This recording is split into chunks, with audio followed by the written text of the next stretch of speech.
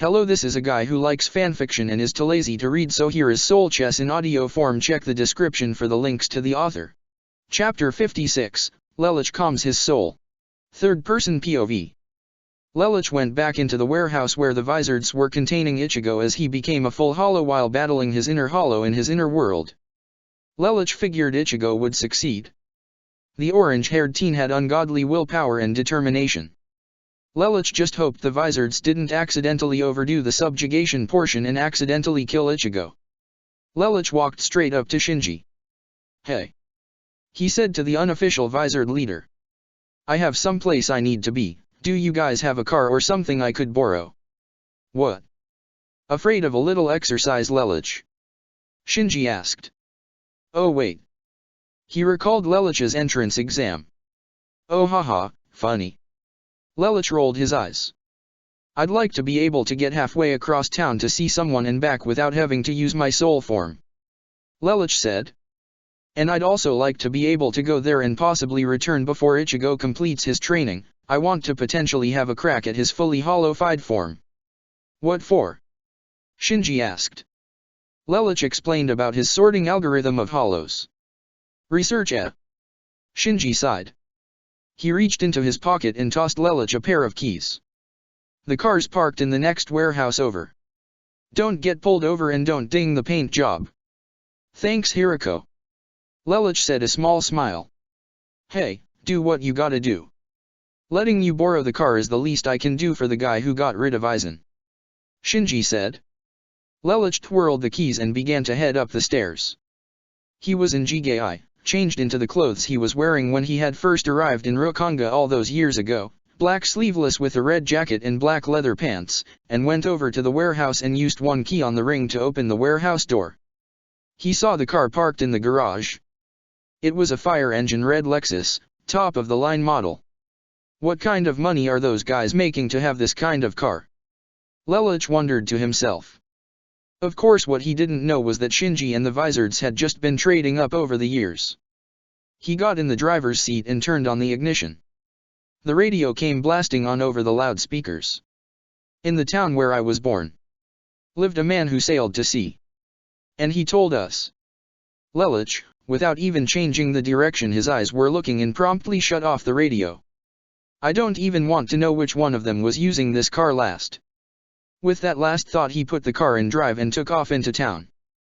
Lelouch knew how to drive a car. Well, he'd gotten the experience at least several times over and had piloted a nightmare frame. He never did officially get his driver's license. He went over in his head how he was going to handle the situation with Susanna. They'd work through it, he figured. He knew Susanna would want to keep it. She adored him. He was everything to her. They just had to properly handle it. Lelouch pondered what he would do when he became a father. He already knew he wouldn't make the same mistakes his parents made raising him, and he already knew what he would name the child if Susanna bore him a daughter. He had no idea, of course, what he would name the child if he had a son. The only men to really impact Lelouch's life when he was alive were Suzaku, Rollo, Schneeisel and Clovis. The first one on that list was, as far as Lelouch knew, still alive, or rather would still be alive, and the rest were assholes.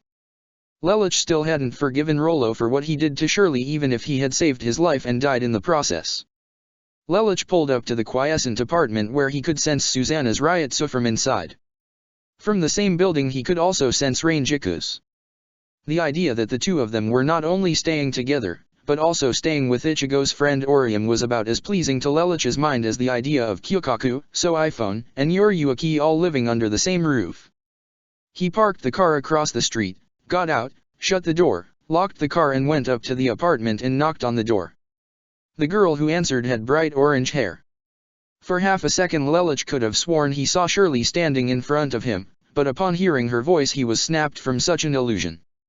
"Oh, Lamperouge-kun, hello," Orium said with a smile. "How are you?" It was Lelouch's first time ever seeing Ichigo's classmate up close. He had seen her in the Soul Society, but the one glance he did get of her, she was on the ground after being struck down by Talbumasuk. Several points matched up on Orium and Shirley's bodies. For starters, their hair color and style was identical, as were the size of their eyes and their busts. They were approximately the same height. No, Shirley was perhaps a few inches taller. Not to mention Shirley was 3 years older than Orium last anyone saw of her. Also their eye color was different. Shirley's were olive green, same as Ian Tamashi's, and Orium's were as grey as a wolf's fur. If Orium started calling Lelich Lulu, the young-looking captain knew he'd have a heart attack for certain. Lelich grinned. He knew Shirley couldn't possibly be Orium's reincarnation. For starters, he himself was already born and he and Shirley were the same age. On top of that, Orium was Japanese, Shirley was Brighton Neon. Is there a problem, Lamperouge-kun? Orium asked, uneasy and concerned. No, Lelich said, the stupid grin on his face not wanting to leave no matter how much he wanted it to. I'm fine. I came to see Susanna. She should have been expecting me. Ah, that's right. Orium remembered pounding her left fist into her right palm like a judge's gavel. She smiled with her hands behind her back. I'm so happy for you too. Congratulations. Thank you. Lelich said, now smiling nervously. Great, as if this situation couldn't get any more awkward. Orium let Lelich inside and Susanna immediately led Lelich to the room she was staying. Conveniently enough, Ranjika was out shopping for the moment. So Susanna, about this I'm so excited. Susanna squealed before leaping at her lover and holding him as she smiled so gleefully. I'm the mother of your child. I'm so happy. Based on the reaction he had been given over the phone, Lelich was not expecting. Susanna let go of him and just smiled, allowing Lelich to rethink his discussion strategy. He cleared his throat and began to talk. His eyes were closed and he still held his fist up by his mouth. So, he said, I want to make this work. What do you mean work? Susanna asked. She didn't think Lelich would want to do anything with the child. His reputation was too important for that. Susanna figured she'd talk to her captain and get formal discharge papers for her maternity leave and then settle down somewhere with her child. She didn't think Lelich would actually want to help her raise it. Even if it was his and even if she did love him, Susanna was just one girl. Lelich had almost all of the Soul Reaper Women's Association wanting to get into his pants. Hell, before Byakuya got married there were 2 warring fan clubs of the esteemed noble and Lelich. Things were different now though. Lelich was a proud and highly important captain. Susanna couldn't possibly ask him to drop his ambitions and help raise a child with her. No, that's not fair to Lelich Dano. Susanna thought sourly to herself. Lelich Dano, I want to be there for you through all of this. Lelich said, eyes now open, looking at her. This is something I brought upon you, and whether you wanted it or not, it's my responsibility to help you to take care of it. But I couldn't possibly ask you to. Almost all of the women in the Soul Society want you. I couldn't ask you to just devote yourself to me. That's not how it works. I'm just a loyal individual to you. Susanna couldn't believe he was going through with this. She was touched that Lelich cared so much, but she just couldn't tie him down like this. It wasn't fair to all of the others who adored him. You have ambitions still. You told me that you wanted to ascend higher. You said you dreamed of becoming the head captain or being promoted to the Royal Guard, perhaps even succeed the Soul King naturally. I can't take away your future from you. The baby is my future, Susanna. Lelich said to her. Whatever mental defenses Susanna had prepared for her talk with Lelich had just been shattered entirely with that 6-word sentence. Tears began to well up in her eyes. He cared about her and the child. He wanted to be there for her. It was too much. Lelich Dano. Susanna sniffed. Lelich wrapped his arms around Susanna and pulled her towards him. He pushed her head against his comforting chest. Susanna continued to sniff and let out stifled sobs. It's okay, Susanna. Lelich told her. I'm right here. When Susanna finished crying, she looked up at Lelich and sniffed. Are you really going to stay by my side? Susanna asked and sniffed again. Of course. Lelich told her. I care about you, Susanna. Lelich said to her. He stroked the side of Susanna's face and held it firmly, but gently, and leaned down to kiss her. The sensation of feeling Lelich kissing her caused Susanna to forcefully wrap her arms around Lelich's neck and bend his body over and to the side. She turned what should have been a simple kiss into a complete, full-blown make-out session. After it, Lelich parted from Susanna and made for the door. I'm going to buy some things and do some research. I need to keep an eye on this war's biggest X factor right now, but when we are sent back to Soul Society, rest assured you can count on me to be there for you. Lelich smiled at Susanna. Thank you, Lelich Dano. Susanna smiled warmly at him. Lelich left. Orium escorted him to the door. However, as he passed by her, he started to feel nostalgic again. Orium reminded him too much of Shirley. In fact, she reminded him too much for him not to do something about it before he saw the real thing in 18 years. Inu-san. Lelich said to her. Why yes? Orium asked. There was something about Lelich's voice that seemed troubled and off-center. Could you meet with me outside for a moment? I need to talk to you for a moment and I don't want Susanna to hear or see us. He said. What he was about to do wasn't anything bad, but he thought Susanna, how she was, might take it the wrong way. Oh, is this a surprise? Orium gasped. Are you going to have me hold on to something important for Susanna-chan? Not exactly. I need a favor. Lelich said, there was sorrow in his voice. A favor? Orium asked. It's something only you can do. Lelich said. I'll do whatever I can. Orium said. Thank you. Lelich said solemnly, I appreciate it. Lelich and Orium met around the side of her apartment. Anyone looking at them from the street could see them, but Lelich only cared about Susanna incorrectly interpreting the situation. Inu-san, what I'm about to tell you, you don't tell anyone, understand? Okay, but, why do you look so sad? Orium asked. Lelich looked at Orium with sorrowful eyes. You remind me of a friend of mine. In fact, the resemblance between you two is so close that, if I didn't know any better, I would think you were related. Lelich said to her. Lelich had no other way to explain the resemblance to Orium without having to go into depth about the temporal paradox he was under. That was something no one that didn't already know about it, needed to know about for the next decade and 3/4. For my soul's peace, I was hoping you could, pretend to be her, momentarily. I can try. Orium said. Should I fix my hair up? Orium grabbed her locks and then gasped. Maybe I should act professionally like a soldier and...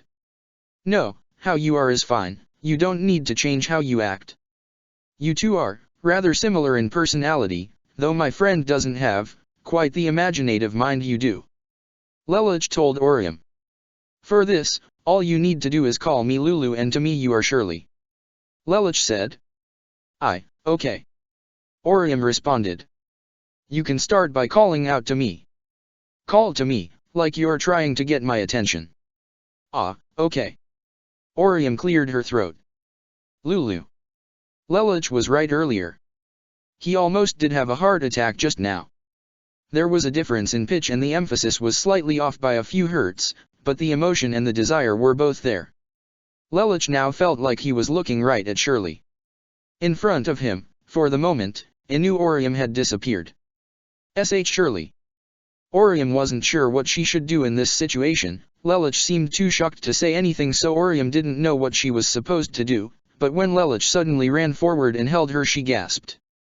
She hadn't expected that, to say the least, but she could tell the way Lelich's fingers trembled as they gripped her body that whoever this Shirley was, she meant a lot to Lelich. In fact, Orium's feminine instincts told her that Shirley might have been an old girlfriend of Lelich's he was forced to say goodbye to. Comfortingly, she put her arms around him. Yes, Lulu, it's me. Shirley, I'm sorry. Lelich apologized as if he were apologizing to the real thing. He blamed Shirley's death wholly on himself. He couldn't save her and it still bothered his heart. Orium responded in her respective role in kind. It's okay, Lulu, I forgive you. Lelich started to feel better. It was the real thing, but it was enough to bring him temporary peace. He let go of Orium and looked at her. Thank you, Inu-san. He said to her. He took a deep breath. That's enough, I appreciate that. Since Lelich went back to calling her by her real name, Orium figured the role-playing segment was done. It's no problem. She smiled at Lelich. Really, but, this Shirley person, it felt like she meant a great deal to you. I could feel your feelings for her when you held me. You loved her, didn't you? I did, but I never got to tell her how I felt. Lelich said, turning around. Orium was saddened to hear this. Why did you apologize? She wanted to know. What did you do to her? I wasn't able to save her. Lelich said with a heavy heart. She died because of my selfishness. What do you mean? Orium asked, she was still confused. I can't explain it now. Lelich said. However, in 18 years you will understand, that is, if you live that long. What? Orium wasn't sure what brought that on. Never mind, forget I said anything. Lelich began to walk away. Wait, Lamperouge-kun. Orium called out. Lelich stopped walking. Where is Kurosaki-kun?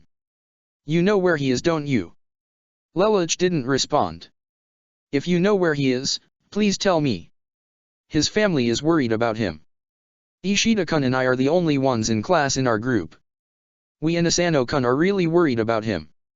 Lelich took 2 steps before speaking. Ichigo is training to become stronger. He feels responsible for being unable to protect all of you from the Aaron car. Do not worry about where he is the next time you see him. Lelich looked at Orium from over his shoulder. He'll be able to protect all of you. A gentle wind blew through the air as Orium and Lelich looked at one another. When it passed, Lelich looked forward again. If you want to see him, then head for the outskirts of town along the edge of the Komatsu district, south of the railroad. Please take me there. Orium requested earnestly. I cannot. Lelich responded. But why? Orium asked. Trust me, you wouldn't want to see him now and he wouldn't want you to see him either. Lelich told her. Wait a few days, perhaps a week, and then come find him. He walked back towards the Vizard's car. Until then, be seeing you. He got into the Lexus, turned on the engine and drove off. Orium watched him go until he was out of sight. 2 days later. Hueco Mundo. While still out on reconnaissance, or so believed to be, Talbumasuk had his room visited by 3 Aaron car that were displeased with the idea of bowing their head to a Soul Reaper and displeased with Talbumasuk's leadership, especially his complete annihilation of Joe Vega. Quietly they entered the dark room where a chair sat under a light in an otherwise completely pitch-black room. These Aaron car, Petrose, Menace, and Aldigor, were out to steal the Hogyaku and use it themselves. When no one appeared to stop him, Petrose grabbed the Hogyaku and prepared to leave the Talbumasuk's room with his supporters inside, only for the door to slam shut. As I suspected, some of you just can't be trusted. Talbumasuk's voice echoed through the now pitch-black room. Cowardly Soul Reaper! Petrose shouted. Show yourself! My, do none of you learn? Tell me something, Petrose, just what are your intentions with Aizen-sensei's invention? Talbumasuk asked. To control the world. I plan to use this and take command of the empire you built up. Soul Reapers are crushed by hollows. We do not bow our heads to them. Petrose shouted. I see. Talbumasuk's voice echoed again. Answer me this, Petrose. Given such a dangerous tool, do you really think I would leave it so obviously unguarded in my study? Talbumasuk asked. Your study? Petrose was confused. He thought this was Talbumasuk's quarters. You are so pathetic. Talbumasuk's voice echoed again. I know who I can and cannot trust. That is why I had Sale hand you a fake map when I caught wind of your treasonous behavior from Ulquira.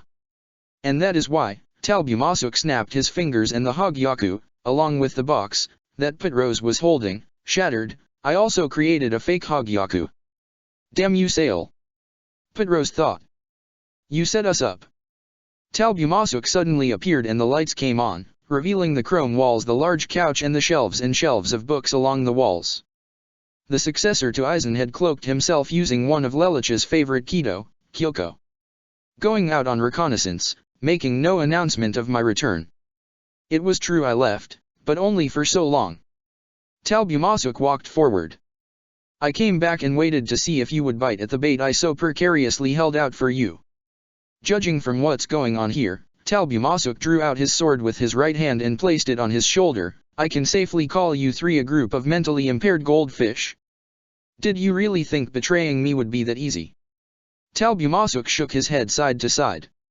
You poor deluded fools. Talbumasuk-sama, Menes cried out, Sir, we've done nothing. It was all Petro's idea, sir. Talbumasuk disappeared and Menes was the first to be cut down. A large wound appeared along the left side of his torso, slicing his arm and part of said torso clean off. Talbumasuk held his blade in left hand, blood dripping from it as Menes bled out. It was a sign of the almost completely unknown fact that Talbumasuk was ambidextrous when it came to the skill of the blade. I believe in eliminating the problem before it happens. Being convinced to commit treachery and then blatantly trying to sell out the traitor at the time of being caught is a sign that you will always betray. I need no such individuals on my team. If Jin heard this, he would have laughed at the very irony of this remark. In anger, Petros attacked with his signature energy blast attack. Talbumasuk deflected the strike with his bare hand. Not a single scratch or wrinkled skin cell was seen. Petros turned wide-eyed.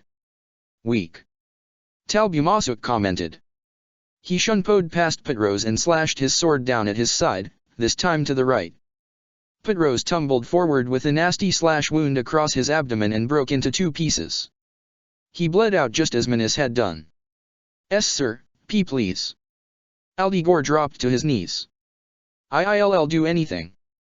Have mercy, spare me." Talbumasuk stood right in front of Aldigor and pointed his blade at his throat. A true warrior does not beg for his life when faced with death. Instead he confronts his demise head-on towards his attacker or doom and tries his best to thwart it. If he is lucky, while he may not be successful, he may impair his enemy so that his allies may use his not-so-senseless sacrifice to their advantage. Talbumasuk scowled and rose up his blade, both hands on the hilt. I do not need cowards in my army. He swung his arms down with judgmental force and split Aldigor in half as he had done with Joe, but since the Arrancar was on his knees and Talbumasuk couldn't make a clean cut, for good measure he let go of his sword with his left hand and struck horizontally above Aldigor's chest, slicing the man into 2 parts torso and 2 parts head. Talbumasuk then decided to put away his sword into its scabbard. He unlocked the room and shut the lights off using a control panel under the right armrest of the chair. He then proceeded down the hallway where he would alert one of the cleanup crew to take care of the bodies and the blood stains.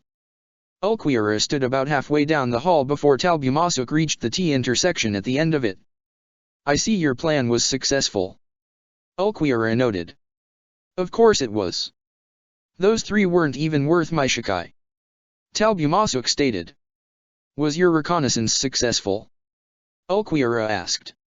Talbumasuk glanced at the 4th espada. Are you keeping tabs on me, Ulquiorra? No sir, just making a general curious inquiry to know if I should expect a growth in the size of our forces. Ulquiorra stated. Talbumasuk simply smirked, but the smirk seemed to be one of appreciation. Of all the espada, Aizen seemed to hold Ulquiorra in quite the high regard, despite the fact that Ulquiorra was not the strongest. And why shouldn't he? Ulquiorra was efficient, loyal, respectful, and just as cunning as the late defector himself. He never complained and was always attempting to do something productive.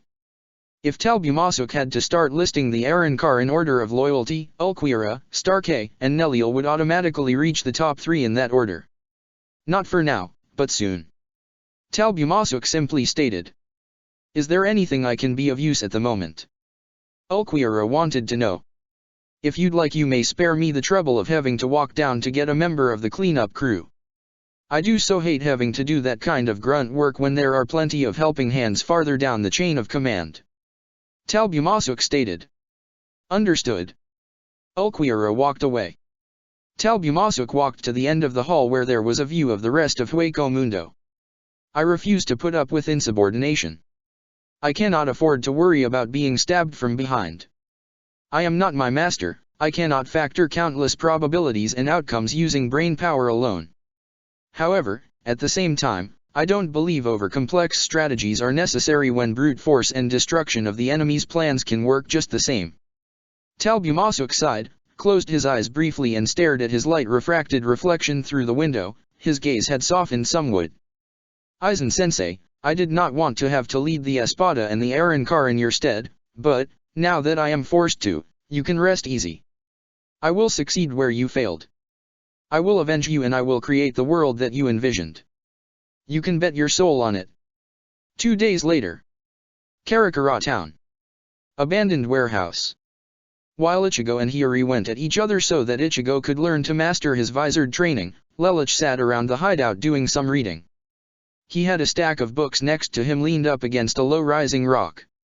Mashiro, not knowing what else to do with herself, decided to take a peek at the stack of books the captain had lying next to him. The titles ran from, So You Are Going to Be a Father to Partner Expecting, But Not You? A How to Guide as well as the next 9 months of your life and beyond. What's all this, Lelouch? Mashiro asked. Just some research. Lelouch said. Mashiro looked at the tile in his hand. Not married, not a problem. How to provide for a woman expecting your child. Lelouch was hoping that Mashiro's childishness would get the better of her and she'd leave him alone. The last thing he needed was, Hey Kensei, can you come over here? Mashiro called. Oh, that's just great. Lelouch palmed his face and sighed. What is it, Mashiro? The brawny visored sighed as he walked over. Lelouch said he's doing some research with these books, but I don't know what kind of research he's doing. Mashiro said. So why don't you just ask him, idiot? Kensei asked. But he's reading, I don't want to seem rude. Mashiro said. Well, talking around him loudly doesn't exactly help matters, hun. Iin Tamashi stated. Took the words right out of my mouth. Lelouch thought to himself. Kensei knelt down by the stack of books and then looked at Lelouch. What the heck did you do? He asked him. I don't want to talk about it. Lelouch said sternly and continued to read. Hey, if you guys are gonna have a private party, invite me too. Shinji said, walking over. And now I can expect things to go south. Lelouch thought, sighing internally. Shinji saw the title to the book Lelouch was holding. Well, what's this? Shinji chuckled. He picked up the book on the top of the stack. The most annoying grin ever was plastered upon the former captain's face as he flipped through the pages. Oh, Lelouch, he shook his head side to side with a grin. Just what have you gotten yourself into? Something I'd rather not discuss, thank you. Lelouch said, trying to avoid opening up the door to being teased. He needed to concentrate. Shinji, of course, sat right down next to him. Now don't be like that, having kids is a wonderful thing. The sound of a rock smashing and Ichigo being sent through it followed by Hiyori bitching at the teen complete with sandal whacking was heard. Just make sure you don't do a bang-up job raising M. Lelouch's eyebrow twitched. I know. He said. So who's the lucky maiden? Shinji asked. Is she a cutie? Why do you care? If you see her, she's knocked up with my kid. Lelouch said, trying to stay calm. It's not like you can do anything. Hey, I'm just trying to look out for you, pal. Just what kind of low-class pervert do you take me for? Shinji asked, putting his arm around Lelouch. I could really just use some peace and quiet right now, thanks. Lelouch said, growing more and more annoyed. Aw, come on, tell me about it. It's not like it'll leave the warehouse. We're cut off from the Soul Society. Hey Ichigo. Come on over here and take a break. Lelouch has some interesting information to share. Oh hell no. Ichigo is the last person that needs to know about this. Lelouch snapped internally. That is the last straw. Lelouch slammed the book shut and removed his lenses and stared at Shinji, Kensei and Mashiro. Lelouch 6 Britannia commands you, let me read in peace. The Vizards were instantly put under Lelouch's spell and like drones walked away. Ichigo, of course, not hearing any of that except Shinji's call to him, walked right up to Lelouch. So what's this news you wanna share? Ichigo asked. It's nothing. Lelouch said, sitting back down. Go back to your training. Shrugging, Ichigo went flying back at Hiyori, completely oblivious to the titles on the stacks of books by Lelouch. The deceased brightened inside and reopened his book to continue reading. 2 days later. Hueco Mundo. Loli was having a problem, and it was the kind of problem that was a new experience the Arrancar girl. She had impulses, the type of impulses humans and soul reapers experienced on a regular basis, but up until she was an Arrancar she could not tend to these impulses. She knew what they were caused by, her lust for Talbumasuk. She and Mainoli and her superior, Mia, all hungered for the Arrancar leader like children craved candy. Before Mia came into the picture, Loli and Mainoli were hardly respected by the Espada, and it was even harder for them to directly converse with Talbumasuk and Aizen, who were very high up the chain of command. After Mia was located by Aizen, utilized and transformed, both Arrancar girls saw the blue-haired Ajichas level Arrancar as their ticket to climbing higher in rank. They pleaded with Mia to become her fractions, and surprisingly Mia took them under her wing without a second thought. After all, the woman was the embodiment of lust and desire. Loli had hoped that, under Mia, she, Mainoli and her superior could see Talbumasuk as much as they wanted, but it seemed the man was always on a tight schedule and hated being interrupted from his work. In frustration, Loli lay on her bed and, picturing Talbumasuk, began to fondle herself. Such urges were never a bother when she was a hollow. She could derive the same pleasure from devouring human souls, but as an Arrancar, things were different. For many Arrancar, though much less problematic to the Vastalords, adjusting to being humanistic had been a hurdle, but all of them that had been transformed had gotten over it after a few days. It was if they were meant to be this way. Such a mentality was a belief that Nelliel often preached. She believed that being an Arrancar was like being a mindless being suddenly awakened, given intelligence and morals. She found it odd that Soul Reapers frowned upon Soul Reapers obtaining hollow powers. To understand the enemy you must become the enemy, she had said. As well as, for order to exist, so too must there be chaos. Perhaps that was why Nelliel also respected Talbumasuk. The man had proven that he could be as destructive, violent, and chaotic as a hollow, if prompted, but still kept his own, if twisted, sense of morals. He'd even undergone hollowification process and become a wizard using his master's notes as a guide. Loli, of course, wasn't thinking about any of this, but rather the very pleasing thoughts and fantasies of Talbumasuk pleasing her, dominating her of her own free will. Although Loli had closed the door before she started, she had forgotten to lock it, and when her master walked in, she quickly tried to explain herself, but failed to even get out a coherent sentence. "Oh, Loli, Loli," Mia said with a devious smile, placing her fingers against her lips, "if you needed pleasure, why didn't you just ask?" Mia began to undo her top and removed it completely, showing off the number 7 tattoo along her upper right arm. The most interesting thing noting though, was the amount of tentacle roots festering on Mia's back. They were violet red in contrast to her cream-colored skin. Mia-sama. Loli looked at Mia confused as the Espada started to straddle Loli's body. What are you doing? What does it look like? Mia purred. A root extended off of Mia's back and darted towards Loli, feeling up her left breast. The cold, smooth feeling on her skin elicited a pleasured "oh" from the Arrancar female. "You need only say the word Loli, and I shall take care of you," Mia said, smiling down at her fraction. "Take care of me, Mia-sama," Loli said, aroused. "Of course," Mia replied. Dozens more tentacles shot out of her back. Mia used them to hold Loli up in the air, up against the wall, while she rubbed more of them over Loli's sensitive areas. Loli began moaning from the pleasure her mistress was giving her. She had never experienced such a sensation before. Loli of course wasn't the only one getting off on the action either. The tentacles on Mia's back had to be tended to regularly, either by use in combat or in the manner they were being used right now. If she didn't, she'd go crazy, as if she hadn't done so already in several of her battles. Mia lifted Loli's legs up and spread them apart, leaning the pig-tailed Arrancar back and holding her arms out before shooting out a tentacle much larger and thicker than most of the others. Loli was covered in sweat and dripping with tentacle slime. She was turned on by her mistress' actions. She craved more. She saw the large, thick tentacle her mistress had just released, wondering what was about to happen. "Why don't I tend to your most sensitive spot, Loli-chan?" Mia grinned. She inserted the tentacle straight into Loli's pussy, causing the Arrancar to buck her hips and moan. She was so loud that Mainoli, who took residence in the room next door, of which connected to Loli's, entered only to see what was going on. "Loli, could you? Oh my god, what are you two doing?" Mainoli cried out.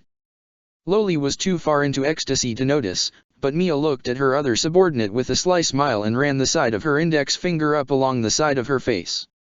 "Oh, hello there, Mainoli-chan. Your timing could not have been better." "Mia-sama, what are you doing to Loli?" Mainoli was petrified. When she walked in the room she hadn't expected this. Mia walked towards her as her tentacles extended as she walked, leaving Loli in place where she was being screwed by Mia's tendrils. The blue-haired Arrancar smiled at Mainoli. "Loli needed help satisfying her lust for our lord. I merely gave her what I could to fulfill that need." "You feel the same way about our lord too, don't you?" Mia asked. "Perhaps I should use my powers to satisfy you as well." But something like this is MMPH. Mainoli's protests were stopped when Mia shut her up by kissing her. "Mistress." Mainoli's face turned red, a sign of slight arousal. Mia cupped Mainoli's face, her blood-red nails gently caressing her cheeks. "You look so cute when you're petrified, Mainoli-chan," Mia said lustfully. She inconspicuously dropped a tentacle down to the ground that snaked along the ground and up behind Mainoli. Mia's cheeks were starting to turn red. "Let me satisfy you. I know you will not be disappointed." With her senses focused on her mistress coming onto her, Mainoli was caught off guard when the tentacle Mia released suddenly grabbed her arm. This was followed by several more tentacles grabbing Mainoli and binding her along the wall. "Mistress, stop!" Mainoli protested. "Are you sure you want me to stop?" Mia asked. She gingerly took her finger and stroked Mainoli's most sensitive area through her panties and hakama. Mainoli gasped and her head tilted back. "See, doesn't that feel good?" Mia asked. It does," Mainoli admitted. "Then don't be so inhibitive. I'll make you feel really good, Mainoli-chan," Mia promised. She stared at Mainoli with her clear blue eyes. "You know you want me to." Mia's grip on Mainoli tightened as some of the tentacles extended and the ones by her arms began to run their moisture over her breasts. "Why yes, make me feel good," Mainoli requested. "And so I shall," Mia replied.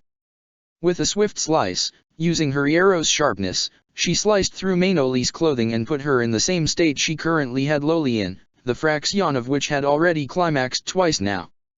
Loli was more needy than Mainoli was, as far as Mia knew. She took care of her fraction much like the other female espada. She brought Loli to another climax and Mainoli to one and then released both girls from her hold and sucked her tentacles straight into her. The roots disappeared and her back smoothed out.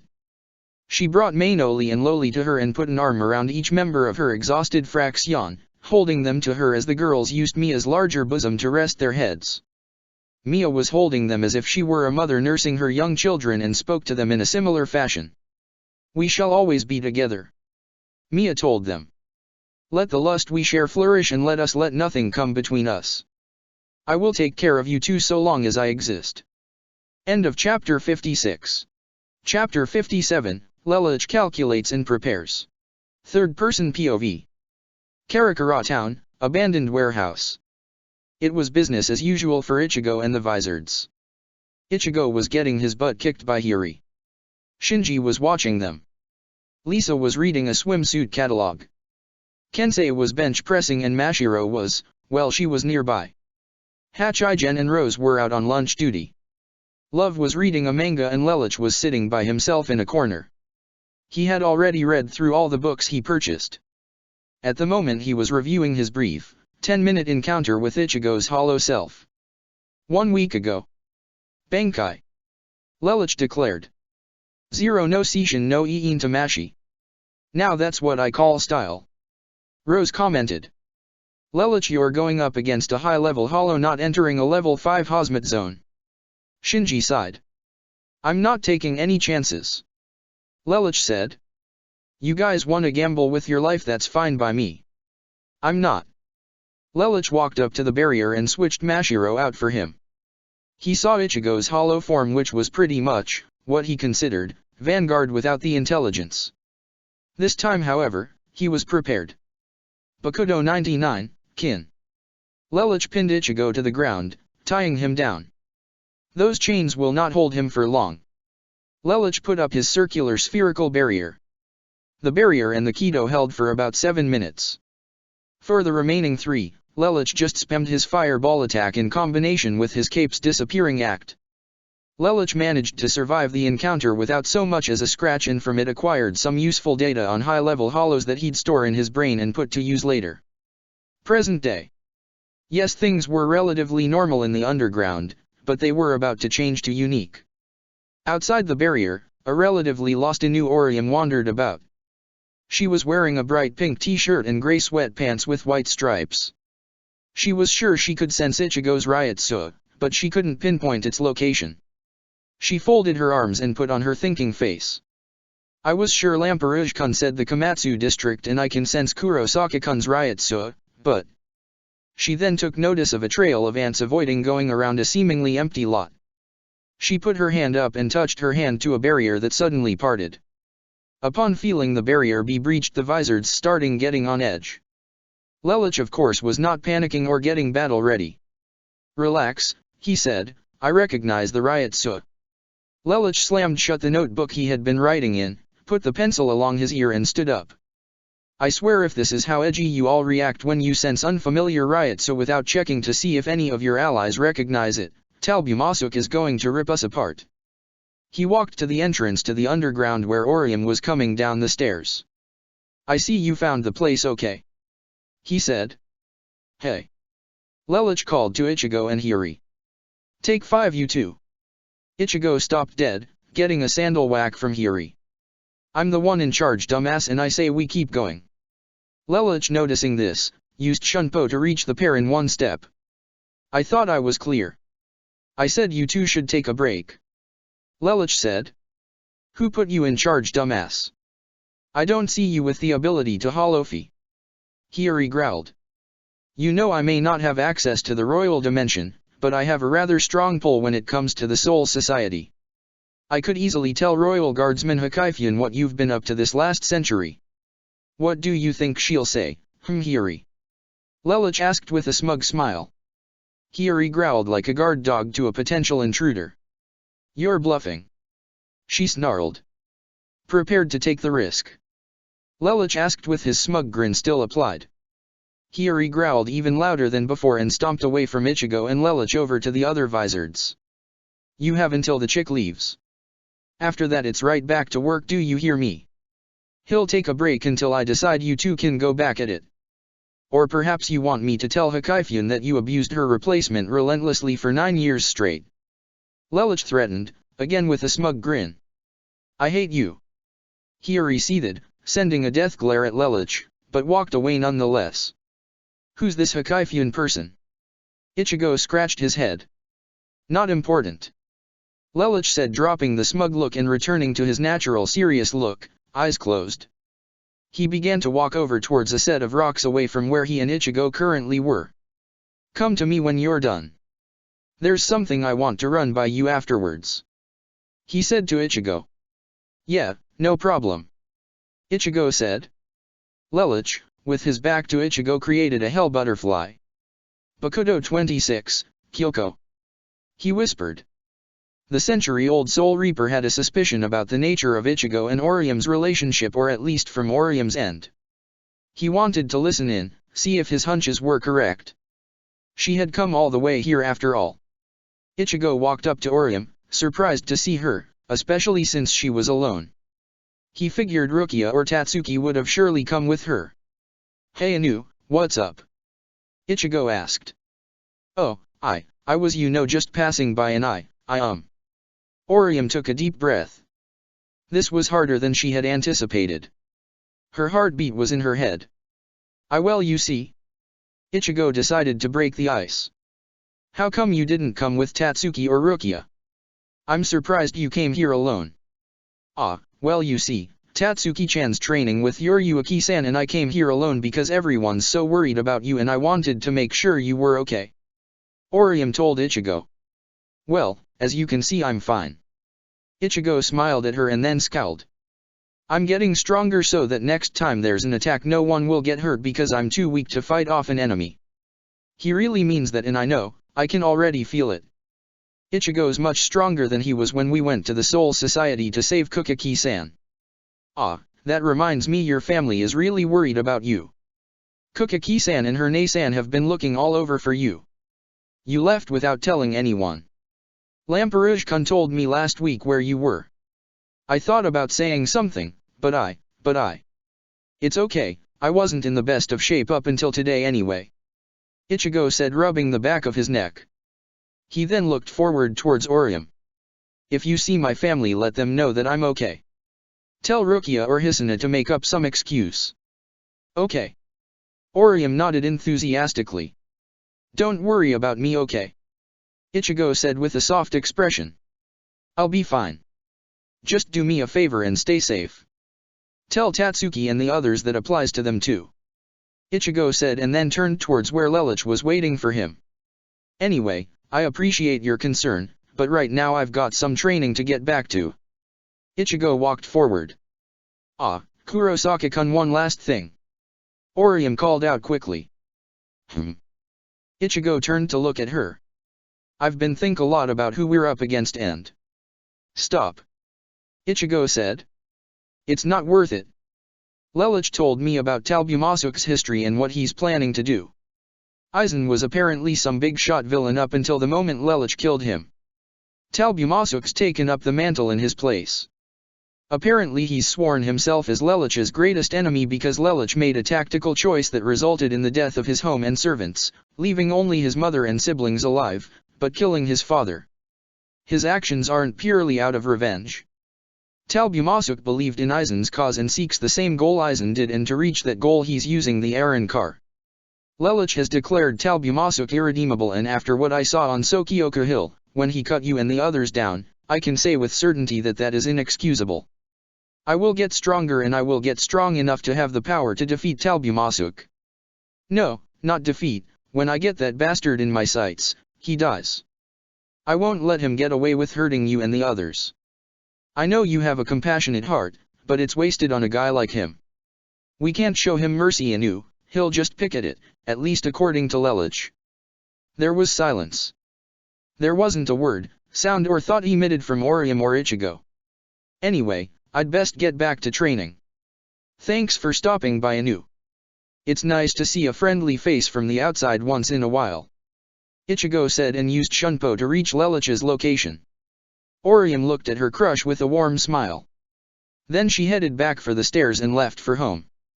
Ichigo walked over to Lelouch. So what you need? He asked. 2 things, to start off I have something I want to ask you. Lelouch stated. You and Inu-san, what is your relationship with one another? Lelouch asked. Huh? Ichigo responded, furrowing his brow. He paused and thought for a moment before speaking. Inu.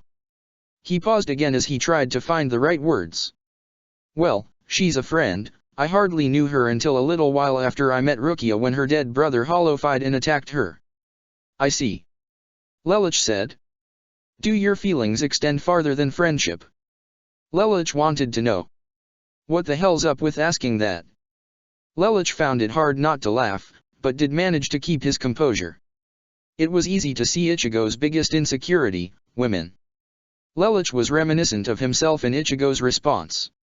In his sophomore year, and much of his junior year before obtaining his geese, Lelouch acted the same way. It was when C.C., Colin, and Shirley started becoming closer and closer to him did Lelouch start to become less insecure with the female genome. By that point his avoidance of relationships was more out of necessity than of insecurity, and he started seeing women for women. He wondered if Ichigo had more eyes on him than the kid figured. Lelouch knew that Tatsuki probably had some feeling towards him, and Orium's were obvious. If not for Kyan, he figured Rukia might be the same way. There were probably others in Ichigo's class that might find the freshman to be rather delicious. Just calm down and answer the question. Lelouch stated. That's easy for you to say. You're a walking chick magnet. Ichigo told Lelouch. Of which I use the ability of sparingly, or rather hardly at all. Lelich said sternly, making sure to clear up confusion. There's no reason to get so bent out of shape. Now answer me, do you feel more than friendship towards Inu-san? I don't know. Ichigo said, getting irritated. You should find out. Lelich told him. What for? Ichigo was getting tired of Lelich being so demanding. Lelich took a deep breath. I was like you once. I hardly realized, or cared, of those around me who adored me.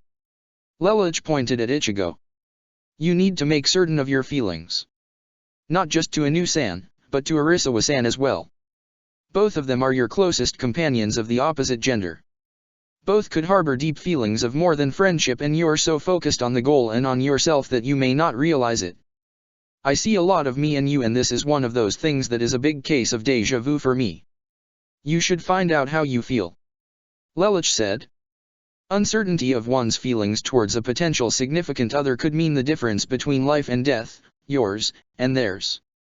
Fine, whatever, Ichigo brushed off, scratching his head, wanting to get off the topic of discussion. What's the other thing you wanted to talk to me about? I need to see the limit of your power.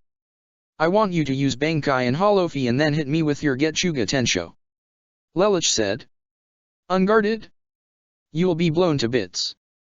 Ichigo warned. Who said anything about unguarded? Lelich said, and pulled out his Jikengan, the inhabitant of which ran over for cover after it was ingested. Lelich slung Iin Tamashi over his back, activating his Shikai before clasping his feet together and throwing his arms out. Bankai. Lelich emerged in his close-to-replica Zero outfit. Zero no Senshin no Iin Tamashi. He then projected an egg-shaped force field around himself and then wrapped his cape in front of him with his other hand. His cape flashed as light reflected off of it, and the fold of the cape grew to protect Lelich's body. He still held out his other hand to keep the force field projected. My force field protects me from attacks, and my cape, while in Bankai, is resistant to non-physical attacks. I'm going to gauge your strength simply by how much damage you can do. Between my shield and my cape, if my calculations are correct, I should emerge from this unscathed. And if you're wrong? Ichigo asked. Worst case scenario is that I take minor damage. In battle the enemy would never give me a chance to prepare myself so defensively, and like this I cannot retaliate. This is simply a measure of your current strength. Do it. Lelich instructed. All right then, here goes. Ichigo activated his Bankai and put on his mask.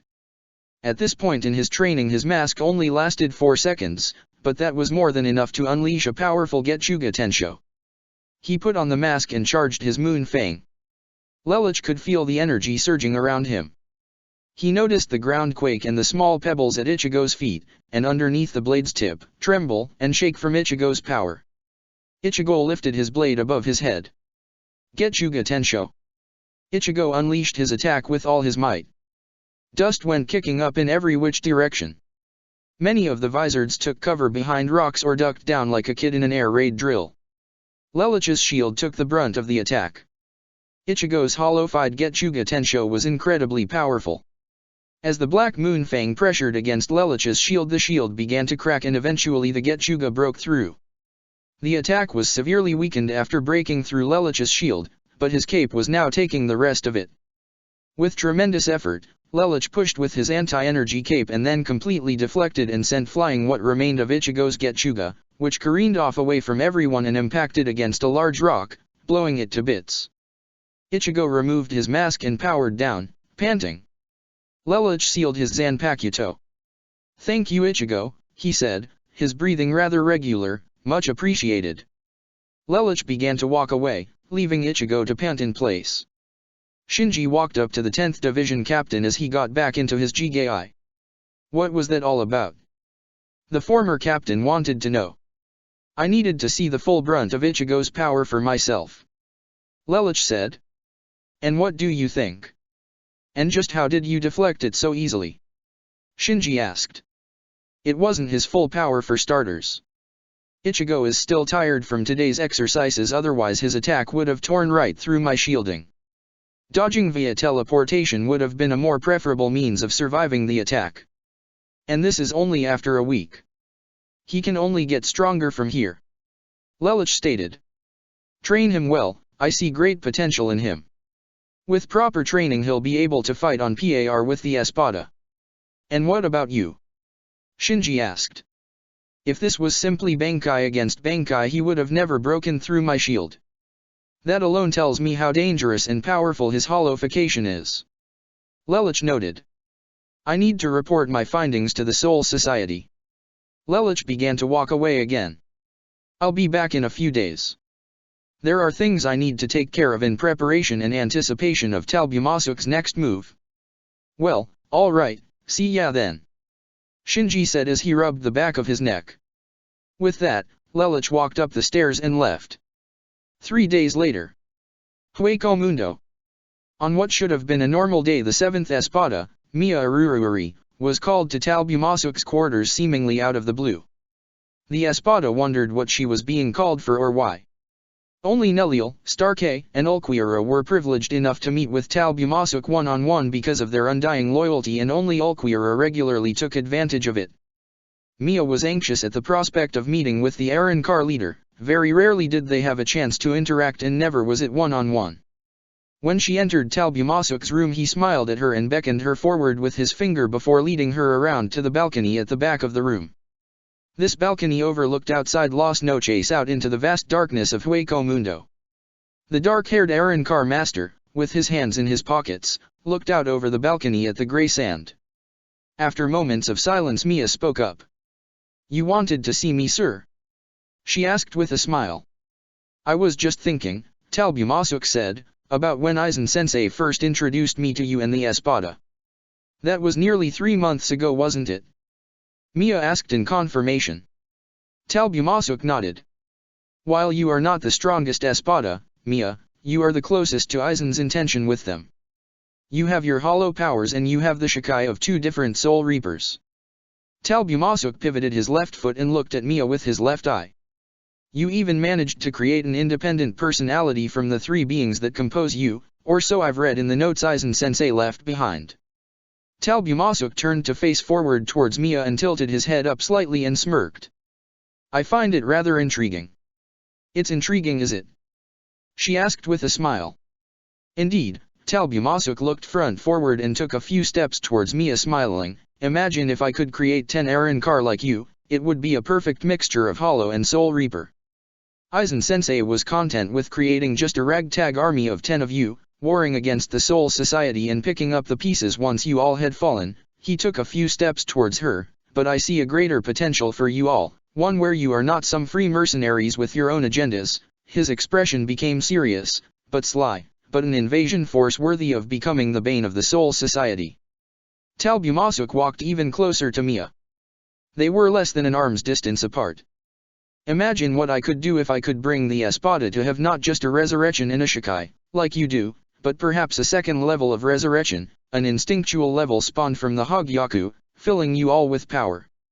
Talbumasuk stroked a finger under Mia's smooth chin. And you, Mia, are the key to my success. Am I? Mia asked, intrigued, purring slightly at the sensation of being stroked in such a manner. Talbumasuk walked around behind Mia and gently massaged her shoulders. Yes, you are. Talbumasuk breathed into her ear. You have a resurrection, you are strong enough to be an Espada, you are loyal and you have a Soul Reaper's Shikai, too in fact. You're the closest I have to a perfectly balanced hybrid being. That is why I need you. Mia rotated her shoulders. Your touch is so pleasing. You're hardly listening, aren't you? Talbumasuk chuckled. Mia reached behind her head to stroke Talbumasuk's cheek. How can I when you're hitting all the right spots? I am the Espada of Lust after all. That you are indeed. Talbumasuk said and wrapped his arms around Mia's front from behind, letting his forearms hang loosely over her bust. Shall I satisfy your carnal desires? I'd like that. Mia purred. Then come with me. Talbumasuk smirked. The pair went inside. Talbumasuk found out just how breathtaking an experience with the Espada of Lust could be. Mia let him dominate, he was in charge after all. He was the only person allowed to have power over her. The lust ran rampant through Talbumasuk's bedchambers. Mia was in ecstasy. Talbumasuk was good. In contrast to both Lelich and Byakhia, he never turned down an offer for an encounter from a noblewoman. He was just as much a master of seduction as the blue-haired humanoid he was doing was. After it was all over, Mia prepared to leave. Before she did though, she turned towards Talbumasuk with a playful smile. "Shall we do this again sometime?" she offered. "Separate yourself from your past and I shall consider it." Talbumasuk responded. "You're a cruel man, making me work for what I want." Mia groaned. "Business before pleasure, as they say," Talbumasuk told her. Playfully Mia jerked her head forward and bit down. She laughed and then left the room. She wandered about halfway down the hall before she ran into Hannibal. "Is that going to become a habit, you and the leader?" "I don't know what you're talking about." Mia looked to the side. "Don't play games," Hannibal told her. "I know what I sensed." Mia laughed. "Were you spying Hannibal?" Mia asked. "Fluctuating riotsus are hard to miss, but I've only been here a few minutes." "I came to warn you," Hannibal told her. "Warn me of what?" Mia laughed, walking towards Hannibal, preparing to pass by her. "You shouldn't get yourself with men like that," Hannibal told Mia sternly. Mia cackled and leaned against the opposite wall to look at the Tercera. "What's the big deal? There's nothing wrong with it. It's not like I'm in love with him. He's just..." Mia licked her lips and let her tongue hang out. "Tasty." She pulled her tongue in. "I have no intention of becoming attached to him. Even if that is not your intention, he will trick your mind. Soon the dominator will become the dominated. You will be unable to live without his touch. He will warp your mind, more than it already is. One day you might just kill an ally in order to stay at his side, like your Fraxion for example." Hannibal prophesied. "If that's how you feel, then why are you here?" Mia asked, arms folded, smug smirk upon her face. "More than half of the Espada are men, or haven't you noticed?" Mia paused and then added, with a faux eureka tone, "Oh that's right, you're not anti-male, you're anti-sexist. You like being the one in charge, or at the very least don't like being frowned upon because of your gender." Hannibal simply stared. "Your silence speaks volumes, Hannibal-chan." Mia tilted her head to the side, placing her cheek in her left palm and resting her left elbow in her right palm. "After all, you get along just fine with the Primera, don't you?" Hannibal counted herself lucky that her cheeks were covered by her mask fragments so that Mia couldn't see the slight red color creeping into her cheeks. "Perhaps I should remove that dominance you hold so highly. Try it and I shall cut you down where you stand," Hannibal threatened. Mia sounded, licking her lips. "You're so proud. One of these days you really should try to unwind a bit. It would do you some good." Hannibal simply glared. "Ah, very well, I know when I'm not wanted around." Mia walked away from Hannibal, but glanced back at the Tercera until she was no longer in her field of vision.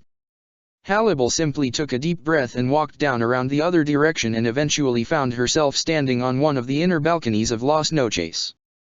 She thought about Talbumasuk's upcoming plan. He would be sending her, several of the Espada and some of the Numeros out to capture a new Orium. Apparently Talbumasuk found the human girl to be the least likely to fight back if captured. He needed to take hold of someone that could draw Ichigo, and several others, into Hueco Mundo. It was a strategy Aizen himself had written down in his notes, though he only wrote it as, "capture one of Kurosaki Ichigo's Nakama." Talbumasuk only now had specified which one and left the job of capture to Ulquiorra. Hannibal had seen images of the target. Talbumasuk had passed out an entire packet of the attack plan to those involved in the plan at a meeting the other day. Hannibal silently agreed that Ulquiorra was the best suited for capturing the girl. He was efficient and he was likely to be physically gentle with the capture. Hannibal agreed that coercion was much better suited than force in this instance. Her job in the plan was to engage the enemy. Killing was optional, as was bringing her Fraxion. As a result, Hannibal insisted they stay behind. Talbumasuk himself admitted he could not properly gauge the enemy's strength. Hence why he instrumented these wave attacks to gather data and test the enemy. Hannibal was uncertain as to whom she would engage. She had heard Grimjo and Yami arguing over who would fight Ichigo, they still were, and Mia would no doubt make a beeline for Kion. She was uncertain whom Neliel might go after. She would obviously seek a stronger opponent than last time. Still, whatever the case was going to be, the battle would be difficult. Hallibal was hoping they could survive the battle without any casualties. True, all of the Espada made it back alive, but Lilynet, Stark's other half, Loli and Mainoli, were not at that level. Hallibal decided if perhaps she should ask Talbumasuk if they should send cannon fodder out into the battle first to weaken the enemy. After all, Hallibal thought to herself, nothing in this world is without sacrifices. 2 days later. Karakura town. Lelouch was at Orium's conversing with Yamamoto using the giant projector he had asked Susanna to hook up in wherever she wound up staying when they were leaving the Soul Society. I see, so that is what you believe Talbumasuk to be after. Yamamoto said as Lelouch finished his explanation. Yes sir, Lelouch responded with a nod, if my calculations are correct, based on the information I've received from Kiraku and Yukatake Teiko and my own research, Talbumasuk will go through with Aizen's original plan to create an Okan using Karakura town's spiritually rich soil and its inhabitants. His ultimate goal is to create a world of which he and Aizen both envisioned. I see. And do you believe we should take any extra precautions other than the ones we are taking already? Yamamoto asked. With just Yukatake and Shunsui's report, the head captain had already started making plans to counteract what he believed Aizen's, and by extension Talbumasuk's, plans were. At the moment I don't think there is anything else that can be done. However, passage between Karakura town and the Soul Society should be made simpler until the day of battle. There's no telling what kind of ploys Talbumasuk might employ before he commits to a full attack. He's not Aizen, but that's not necessarily a good thing in this instance. He'll work to gauge us properly before he commits to full frontal warfare. In the meantime we must be prepared for unexpected developments. Lelouch was unaware when Orium just so happened to walk by the room and look into it momentarily as he gave that last statement. I see. Please be sure to keep in touch if you discover anything else that may be of use to us. Yamamoto stated. I shall. Lelouch said. Lamperouge Teiko out. He closed communications. He turned to see Orium. You shouldn't eavesdrop on military discussions, he told her. Oh, I am sorry, she apologized. I suppose I shouldn't complain too much since I am a guest in your home and what's going on concerns you as much as it concerns me. Lelouch said. Okay. Orium didn't know how to respond to that. Inu-san, might I ask an inquiry of a personal nature to you? Lelouch asked out of the blue. I suppose so. Orium said, uncertain. I'm curious, how do you feel about Ichigo? He wanted to make certain he wasn't getting Ichigo all bent out of shape for nothing. Kurosaki-kun. Orium responded. Lelouch noticed her unconsciously take a step back and was immediately aware of the blushing cheeks upon her face. I like him a lot. I really like him. Please don't tell him I said that. Orium worried. Relax, Lelouch put up a hand and smiled, I know what it's like to have feelings towards someone and be unable to properly express them. This is something you need to work out for yourself. However, I will say this. You should make clear of your feelings for him. You should dig deep down and work to find that courage to confess to him. Lelouch looked saddened. There's nothing worse than for it to be too late to tell the person you love how much you care about them. Was that what happened with you and Shirley? Orium asked.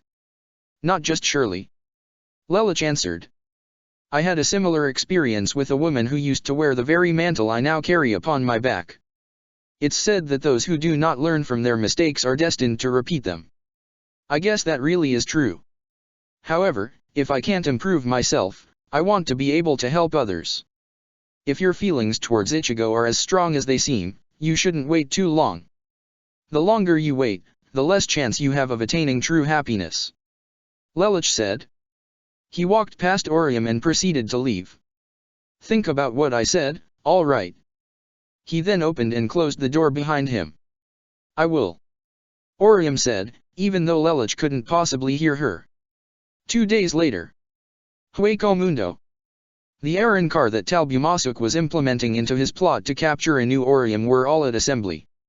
The attack was to commence in a fortnight from now. The plan was for a new Aurium to be isolated from the others and confronted by Ulquira. From there the rest of the plan would fall into place. Talbumasuk also ordered to his espada that unless their lives were threatened they should hold off on using their resurrection. During the discussion, Talbumasuk asked if anyone had anything they would like to add to the plan. Hannibal spoke up. "Sir, pardon me if I sound foolish to you, but I believe we might be more efficient if we use more Arrancar. The group of former Soul Reapers you have mentioned as to being there, are unaccounted for. Even with that said, I do believe we are somewhat undermanned for the assault. Might you consider sending out fodder for the Soul Reapers as a first wave to tire them out before we attack, or perhaps adding a few more to the assault?" Hannibal suggested. "Putting out an initial wave would scramble the enemy and put them on alert. The whole point is to hit them before they can blink and retreat while they are confused. Sending out an initial wave is a certain telegraph to both Lelich and to Urahara that we have an ulterior motive. However, adding 1 or 2 more units to the attack is not a bad idea at all. If that is the case, since you motioned it, I declare that your fraction should mandatorily accompany the assault." Talbumasuk stated. Yes sir." Hannibal realized arguing was pointless. After all, her fraction would help even things up. "I just hope I can keep them safe." Hannibal sighed. "The last onslaught taught us that our enemies are indeed powerful. They have the ability to quash Ajitja's level fraction, and last time Lamperouge Lelich was not in the field of battle, but I believe this time he will be forced to take to the front lines.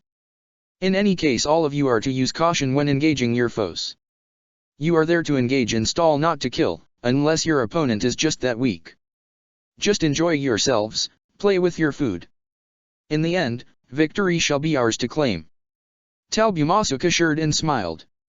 2 days later. Karakara town. After school, with Rukia attending classes, Aurium went up to talk to her.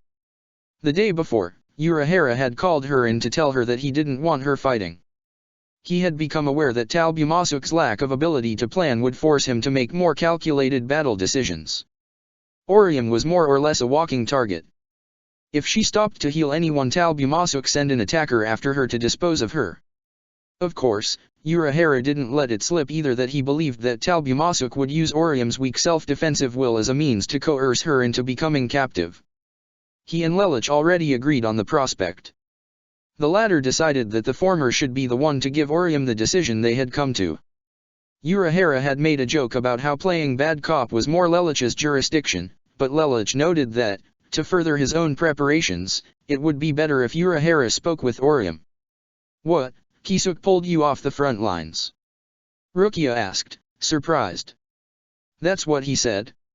I understand though, I'm not all that great at fighting. The Arrancar are really powerful, and in a fight the 4th Division really would be better for healing," Aurium stated. "I still take too long. Urahara-san said I'm more likely to get attacked since Talbumasuk-san would choose to attack the healers first. But you still want to be of use, don't you?" Rukia asked. "Yes, I want to help Kurosaki-kun, and you, and Tatsuki-chan and all of my other nakama," Aurium stated. "Of all people, Tatsuki-chan certainly needs me. Having me around somehow makes her more determinate, or so Sensei says." Rukia had a decision to make. She could have just as easily taken Aurium to an abandoned location in Karakara town and trained her there rather than taking the tangerine-haired schoolgirl all the way to the Soul Society and into her division's training grounds. She could have just as easily told Aurium there was no reason she couldn't practice on her own to get stronger.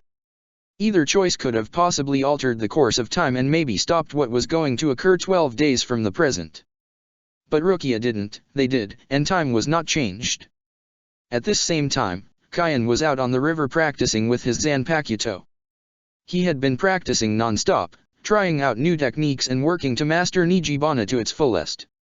Even after a full century of being a vice-captain, Kyan was still discovering new ways to use his water-based Shikai. Mage Tsutsuji. Bending Azalea, holding Nijibana with both hands, Kyan swung the base up, creating a crescent-shaped wave, swung down with the tip, creating another, twirled the trident so that the tip of Nijibana was pointing over Kyan's shoulder, creating another wave, and then, grabbing the base with one hand, flipped Nijibana forward, creating a bolt of water that tore right through the three waves, without damaging them, and shot forward at powerful speeds. The attack was meant to mesmerize the opponent. They were meant to think that Kyan's three waves were his attack, only for the water bolt to go screaming through the waves, invisible due to the technique's execution, until it broke through the frontmost wave, at which point the opponent was hit, destabilizing them, and the three waves would crash upon them. If the opponent dodged the attack altogether, with the way he was holding Nijibana, Kyan could thrust the weapon behind him and hit his opponent with the pointed end if they attempted to attack from behind. Kyan panted as the water evaporated. He looked down at Nijibana and gripped his fist. It's still not enough. He thought to himself. I still won't be able to save Miyako with parlor tricks like this. That Arrancar is a powerful one, and I still don't know what she's truly capable of. She's one of Talbumasuk's elite. I have to discover all of Nejibana's power if I am to beat her. How about a training partner then, Kyan? Nijibana asked and appeared before Kyan. Nijibana had light blue skin, like Kyan's trident itself. She wore a loosely fitting sea green t-shirt, that did not cover her midriff, and a long ocean blue skirt with violet hues. She wore sandals with no socks and had long lavender hair. She had a fish fin, running along the center of her cranium, and her ears were very elfish in nature. Her signature weapon, which Kyan wielded, was stuck to her back. She had alluring turquoise violet blue eyes and a beautiful D-sized bust. Tattoos, shaped like tangled seaweed, covered the backs of her arms. In a word, she looked like a merfolk. This was not the first time Nijibana had appeared before Kyan. Over the course of time, the watery spirit had been at Kyan's side whenever he pushed himself during solo training. Such training had been seen by the spirit thrice before, after Miyako's death, after Ishine's exile, and after Kyukaku's imprisonment. She knew Kyan could get stronger, but his troubled heart, while not always prominent as Kyan didn't wear it on his sleeve, prevented such quick growth. If things had gone smoother, Kyan would have already had Bankai for about 20 years now. His aching heart had considerably slowed down the progression. Why do you practice out in the open rather than with me? Nijibana asked. It was more normal for Soul Reapers to commune with their Zanpakuto in their inner world, rather than wildly throwing attacks about along an open space like Kyan was. Kyan opened his mouth to speak, but Nijibana spoke again. Don't answer that, I know why. It's your heart again. It aches, and it has turned the calm sea of your world into a raging storm. Your desperation and desire to save Miyako, being humiliated by Miya, your pride has taken a fierce blow. Kyan grit his teeth. That Arrancar has tainted Miyako, both her body and her memory. Kyan looked saddened, and my memory of her. You must realize she is gone, Kyan. That creature is not your ex-wife. Nijibana told him. Kyan still looked troubled. I know, but when I heard Miyako's voice, I couldn't help but think that she's still inside there somewhere. Perhaps she is, but her consciousness is not awake within that being. It may have Miyako's memories, somehow, but it is not her. Nijibana told Kyan. I know, and that is why I will save Miyako.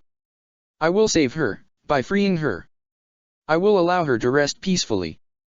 Kyan stated calmly. Her soul is suffering by being within that monster.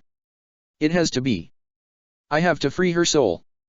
Kyan dropped to his knees. I thought I avenged her, but all I've done is caused her more suffering by causing her soul to merge with that thing. It's not your fault. You destroyed the hollow that had absorbed her. How were you to know her consciousness still existed within it and inhabits another being still? Nijibana asked. Lelich would have. Kyan said, staring forward. Well, you're not him. Nijibana folded her arms. Now, she unhooked her weapon self from her back. Let us continue. I will be your partner. Face me and show me that you are determined to save Miyako. Show me that you will not waver. Show me, Kyan. Nijibana said and swung the weapon she was carrying down at her side. Let's go.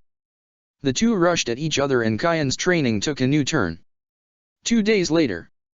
Hueco Mundo. As Jin walked along the halls of Las Noches, he could hear loud shouts of someone practicing in the adjacent, large empty room. The silver-haired Soul Reaper found the door and opened it. He saw Talbumasuk practicing his swordsmanship. He appeared to be trying to pull off a technique Jin had seen Aizen pull off many times over. Jin watched from the doorway. Talbumasuk seemed to be envisioning a target in his head, for Jin would watch when Talbumasuk stopped and became frustrated that he could not pull it off.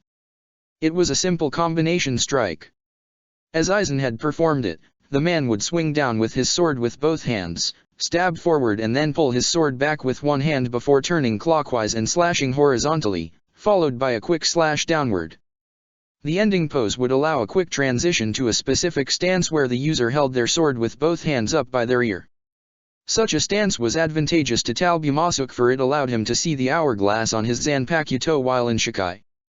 His ability to stop time required a recharge period of at least 2 minutes after each use and to use it at all unless Talbumasuk released his Zanpakuto without calling out its name. The problem with doing that was that it prevented all of his other techniques of his Shikai from being used instantaneously and in a prolonged fight. Not having a recharge period for his other techniques was better than being able to immediately use his time stop ability. The trouble with executing the technique he had witnessed Aizen use so flawlessly was that an improper spin, an erratic slash or hesitation even by half a second would cost Talbumasuk dearly. He had spent much of last 30 years learning and mastering Bankai, leaving his form in Hakuta and swordsmanship to suffer. He was quite skilled in all forms of Soul Reaper arts, but if he was going to take on legends like Yamamoto, Anohana, Shunsui, and Yukatake, an above-average skill level would not cut it. He needed to be as best as he could be.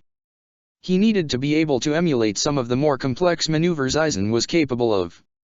They techniques needed to become rote in his mind, second nature, and right now they weren't. Such things would cost him victory even if he was careful. "You're working hard." Jin finally spoke up after he watched Talbumasuk fail for the 5th time in a row. The swordsman sighed, put away his sword and looked at Jin.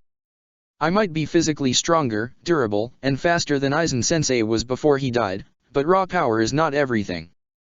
I need to have tactics and form as well as strength. What I lack in the ability to make complex plans and predict the movements of others, must be made up for by my ability in battle. The Espada will not follow someone who is weak. I am lucky that I have the full support of those that I do, but I must be as strong as I possibly can to ensure that I am fit to lead. If I am not strong, they will not respect me." "But you're plenty strong, Tally," Jin said. Talbumasuk glared. "I do so wish he would stop calling me that. Nevertheless, there is always room for improvement. Perfection is an illusion, therefore one can never stop increasing their power. The methods may require changing, but there is always a way to become more than you are. You simply must have the ambition and the dedication." Talbumasuk walked towards Jin. "When I finally mount an attack, I plan to be out there with the Espada. As much as I hate Lampuj Lelich, there was one thing he said that I now agree with." "What's dat?" Jin asked. "If the king does not go into battle, his men will not follow. To translate to how this relates, if I am not out there helping to slay our enemies, the Espada will feel as if they are protecting a weak leader. If I show my confidence in my skills and help slay our opponents, it will instill confidence in the Espada and they will see me as a respectable leader." Talbumasuk said. "You've really thought this through, haven't ya?" Jin asked. "As I said, I have to in order to make up for what I lack that Aizen-sensei had." Talbumasuk walked past Jin to leave the room. "At any rate, it's good that I ran into you. I require your assistance. Come or I shall have to hurt you." "You got it, Tally," Jin said with a grin and followed suit. "Just ignore him, Talbumasuk." The Arrancar leader thought to himself. "So where exactly are we going?" Jin asked. "We're going out to Hueco Mundo. Dusk is falling and I plan for us to be out in Hueco Mundo all night," Talbumasuk said sternly. "Why, Tally, what are we gonna do tonight?" Jin asked. "The same thing we've done every night, Jin, try to recruit the Vasto Lords." Chapter 58, Cornelia Lee Britannia's Important Task. Third-person POV. Being a soul makes the want to keep up on the local news, or follow a calendar, rather undesirable. There were only a few dates Soul Reapers should be aware of, their birthday. However, not all Soul Reapers cared for this.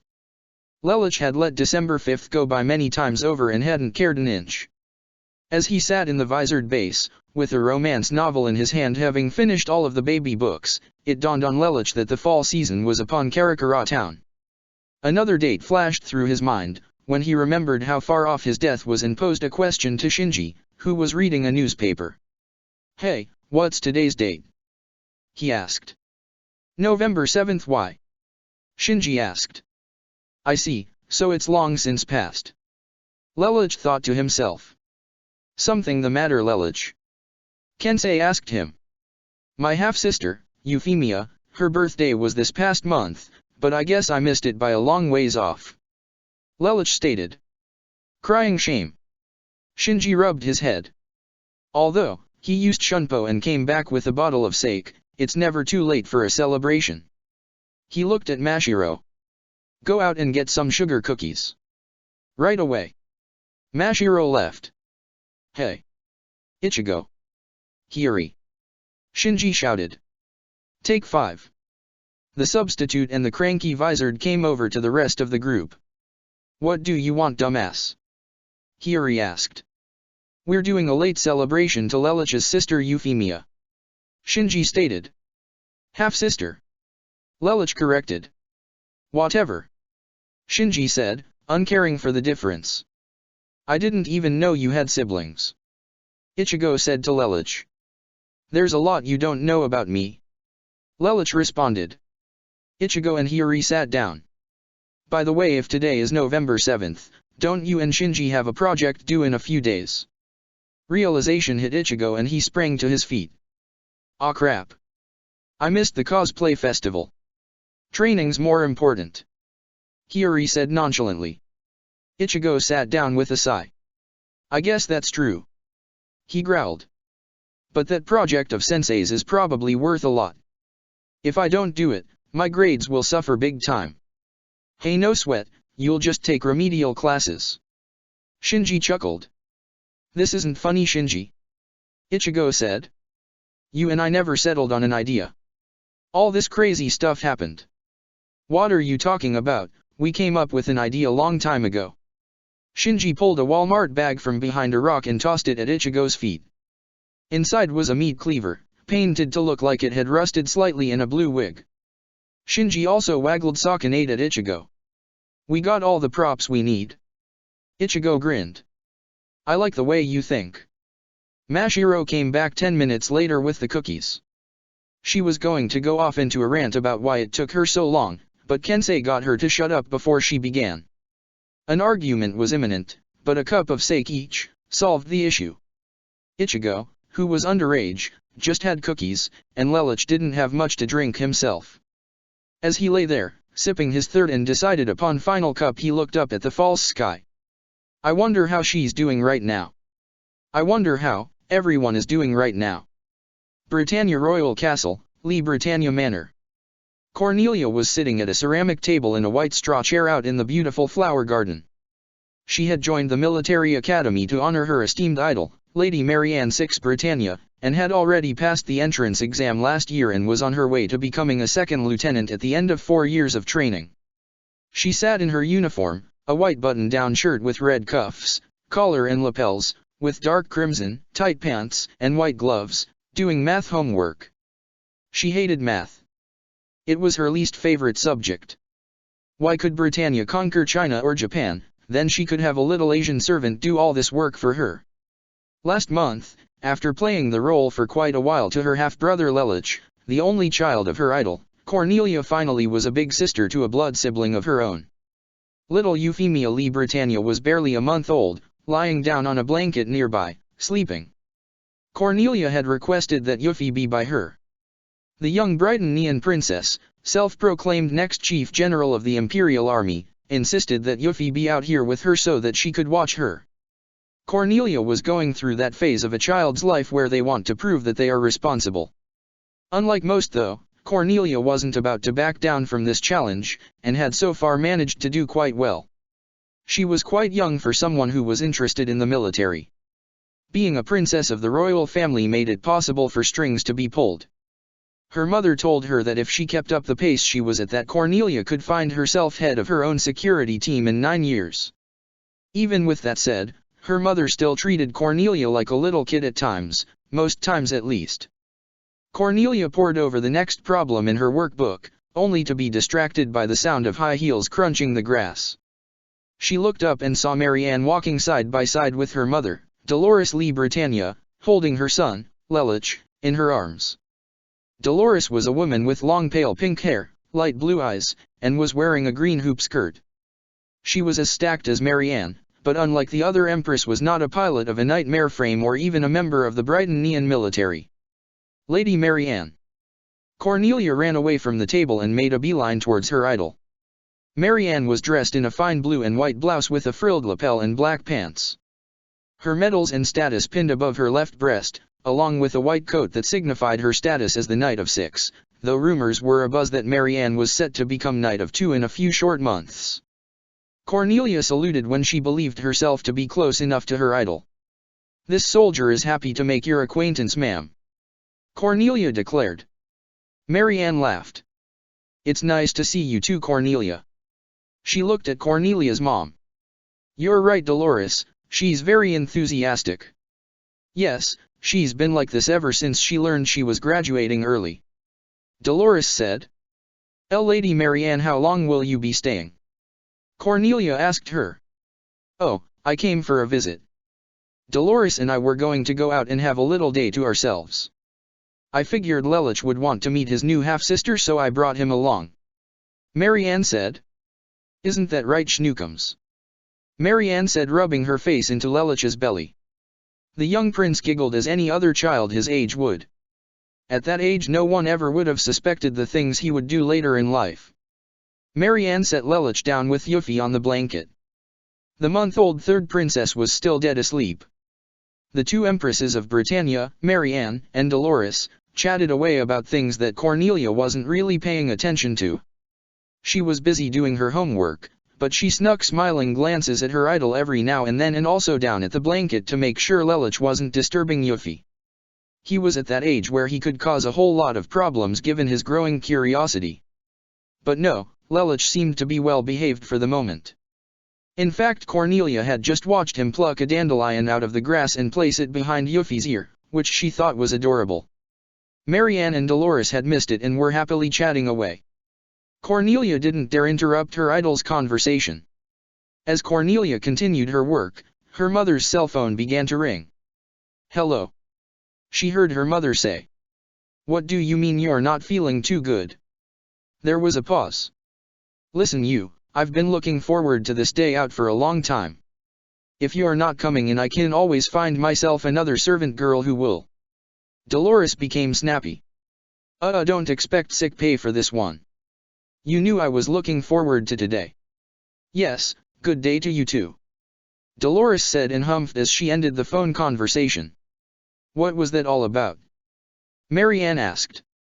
"That was Yvonne. She's not feeling well today, so she can't take over Myra's shift once we leave. Apparently she's caught some sort of flu bug." The way Dolores was talking, she made it sound like this was the servant's fault. "Well, what do you want to do then? We can't leave the kids unattended," Mary Ann said.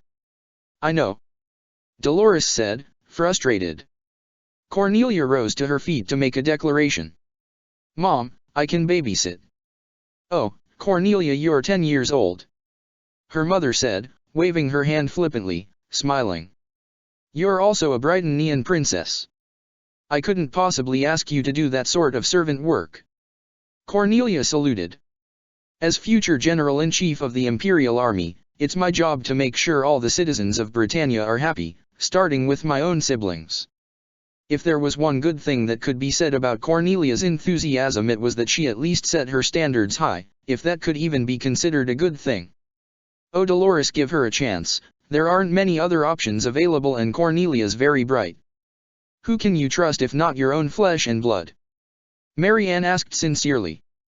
"See," Cornelia said, rushing to the side of the table next Mary Ann's right elbow and pushed her hands on top of it, leaning forward. "Lady Mary Ann knows what I'm talking about." "Please, Mom," she pleaded, "I can do it. I'm responsible." She gave her mother a big, earnest, toothy smile. Dolores sighed. You are in such a hurry to grow up. I don't understand why you just don't sit around and read or take up a hobby like your half-sister Guinevere.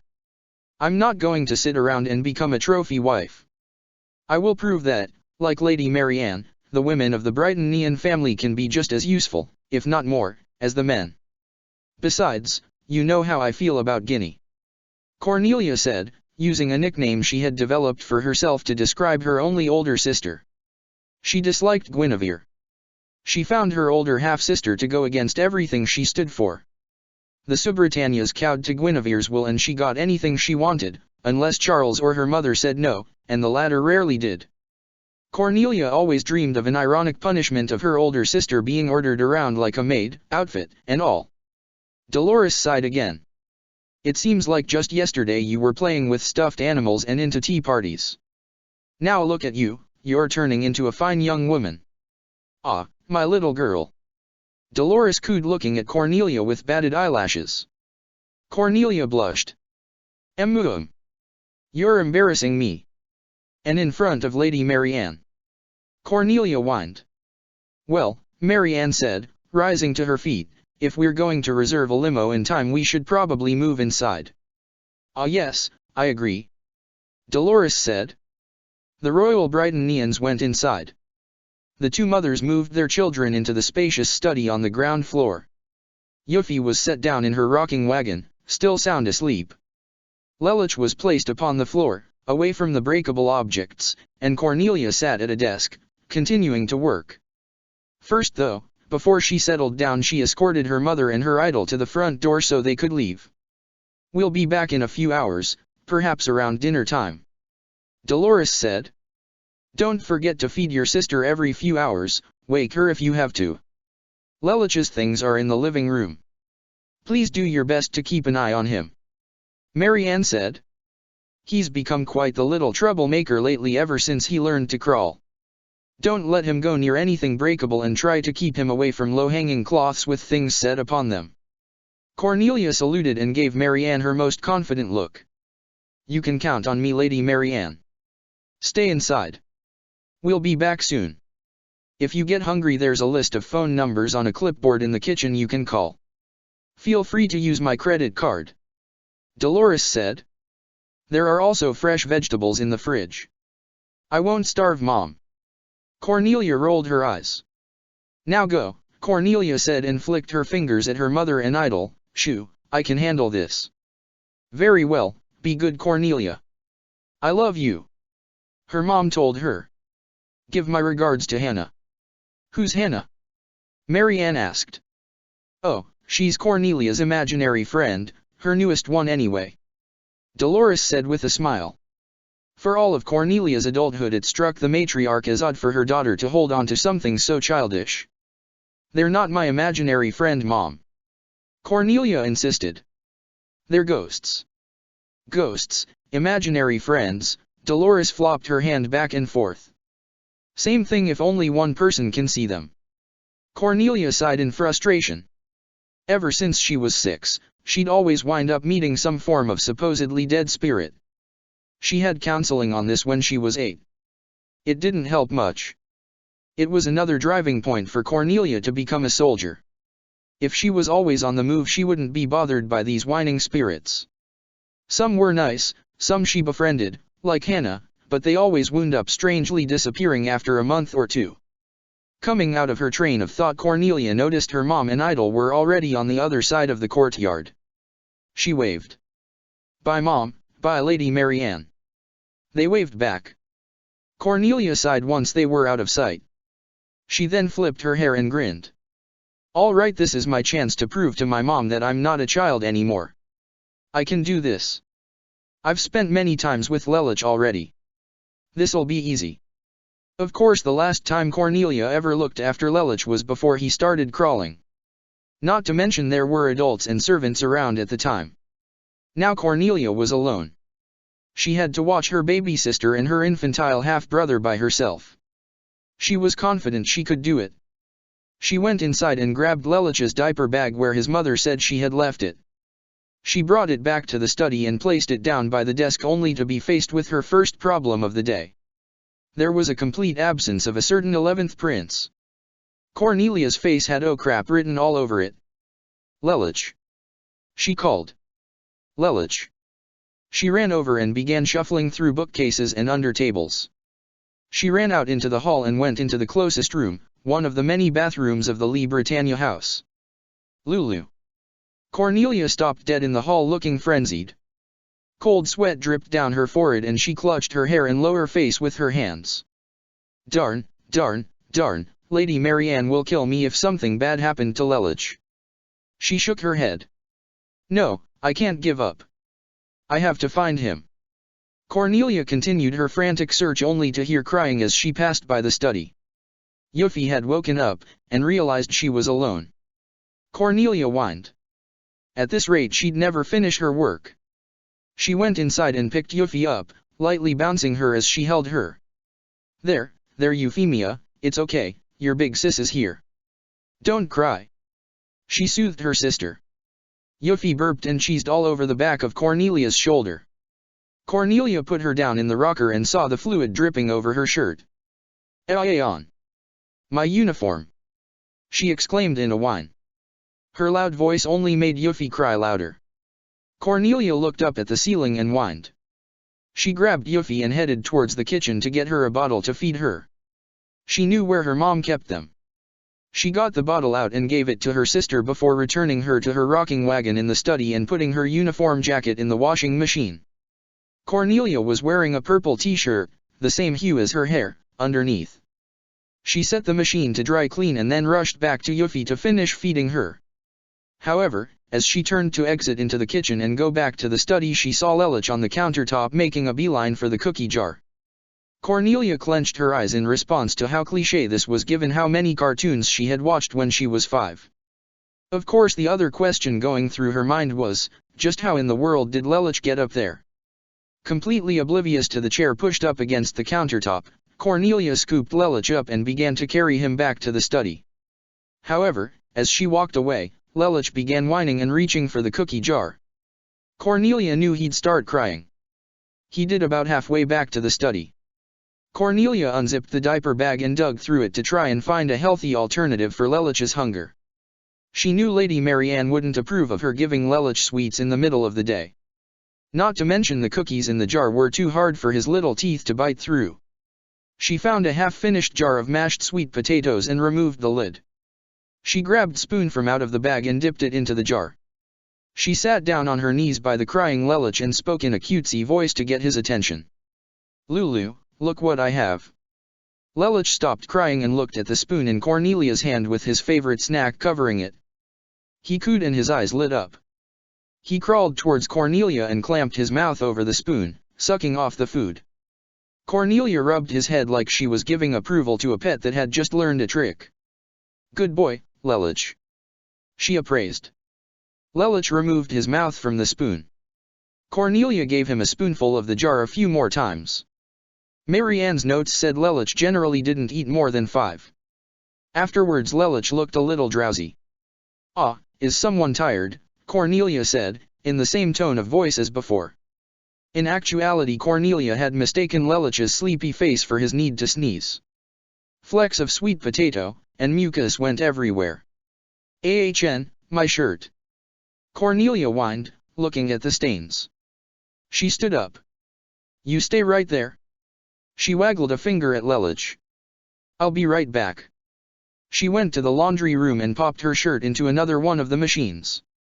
She then quickly went to her room and got a dark crimson t-shirt to match her pants. Once again though, when she came back to the study, Lelich was gone.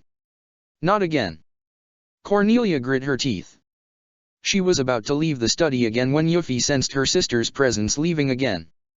Cornelia swept Yuffie up in her arms and cradled her before the infant broke out into a sobbing mess. Hey, I'm right here," Cornelia said, rocking Yuffie in her arms. "Come on, we'll go look for Lelich together." Cornelia exited the study, while Yuffie sucked on her thumb as the two sisters went off in search of their half-brother together. Cornelia began her search in the kitchen since Lelich had tried to go for the cookie jar last time. The search turned up empty. Okay, not here. Cornelia said, trying to think of another plausible location. She went into the laundry room and set Yuffie down on a stack of towels, leaning her against a dryer, and began sifting through some of the full laundry baskets. Once again, no dice. Cornelia picked Yuffie up again and briskly walked away. Okay, if he's not hiding in the laundry and he's not going after cookies, I wonder. Cornelia began heading towards the outside.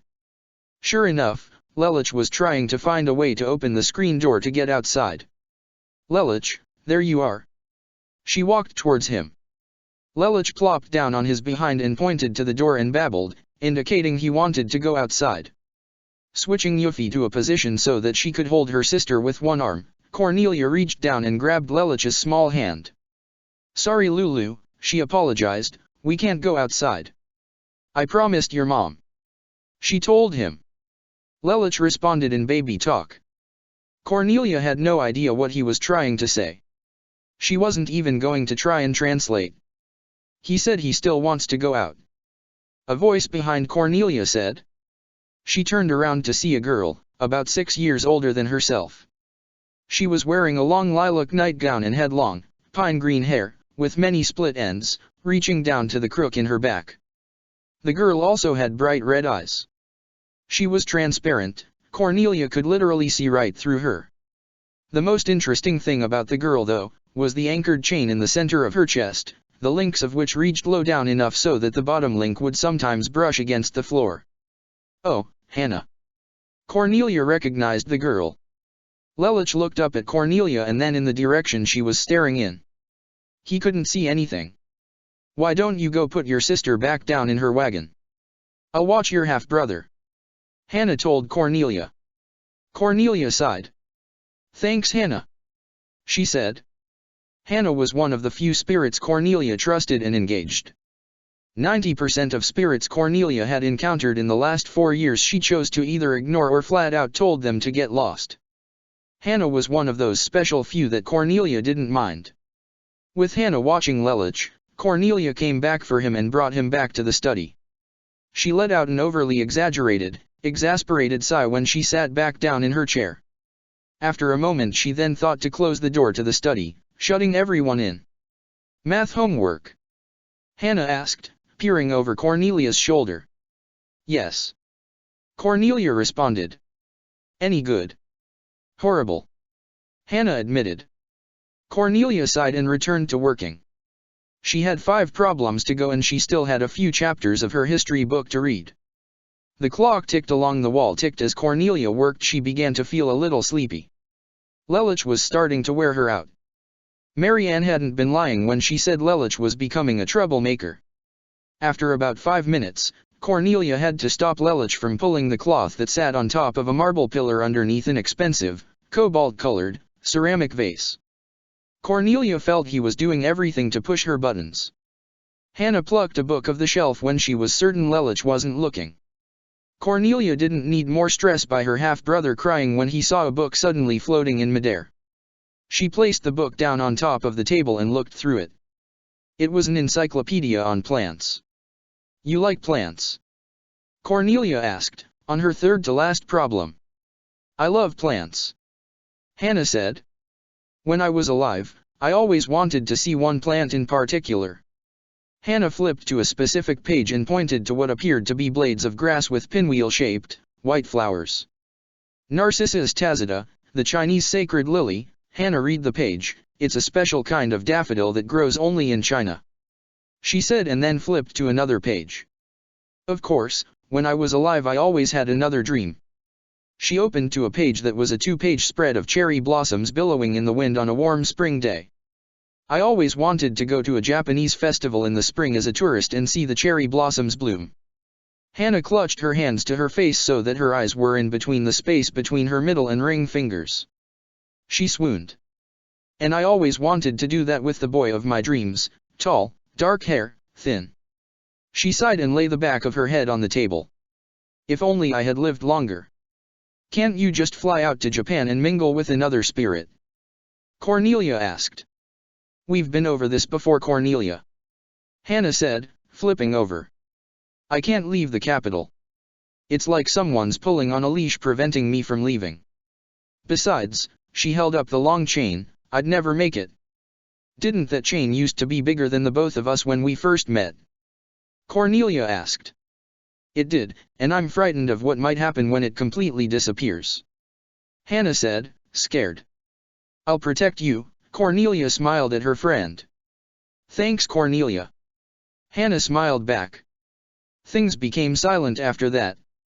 Cornelia was on her last problem when Lelich started pulling another stunt. He went over to the art desk and began pulling on a rolled-up map. There were a lot of pointy objects, freshly sharpened pencils for one, on top of that desk. Cornelia ran forward and grabbed Lelich underneath his armpits. She spun him around. What do I have to do, handcuff you to Yuffie's wagon? She asked, exasperated. Lelich laughed from having been spun, but Cornelia thought she was laughing at the trouble he was causing.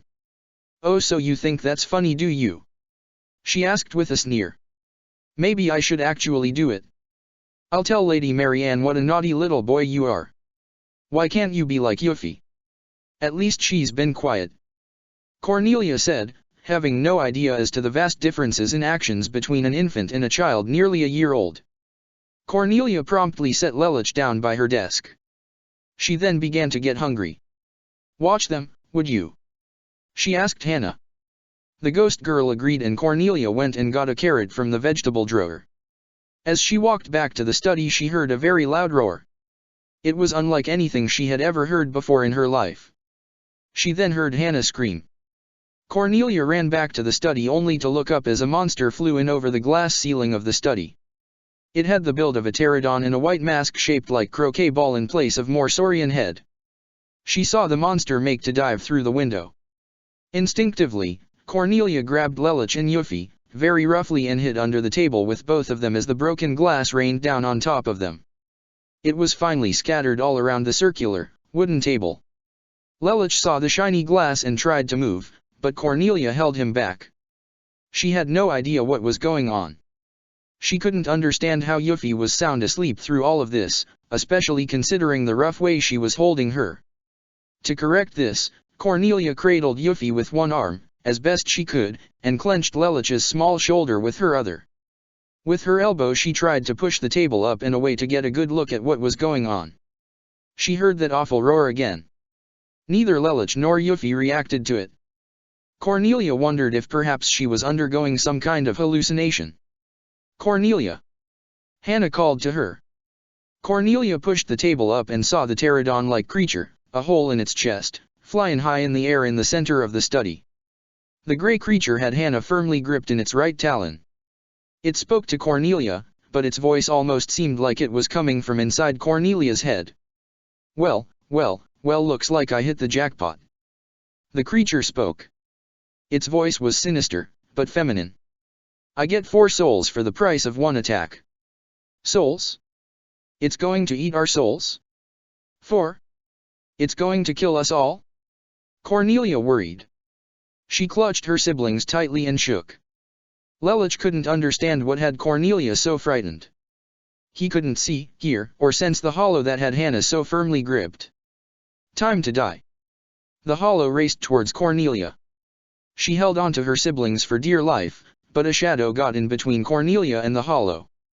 It started by slashing the hollow's leg off, splattering blood everywhere, but releasing Hannah, who dropped to the ground. Cornelia opened her eyes. Defending her was a person garbed in a black kimono, and carrying a sword.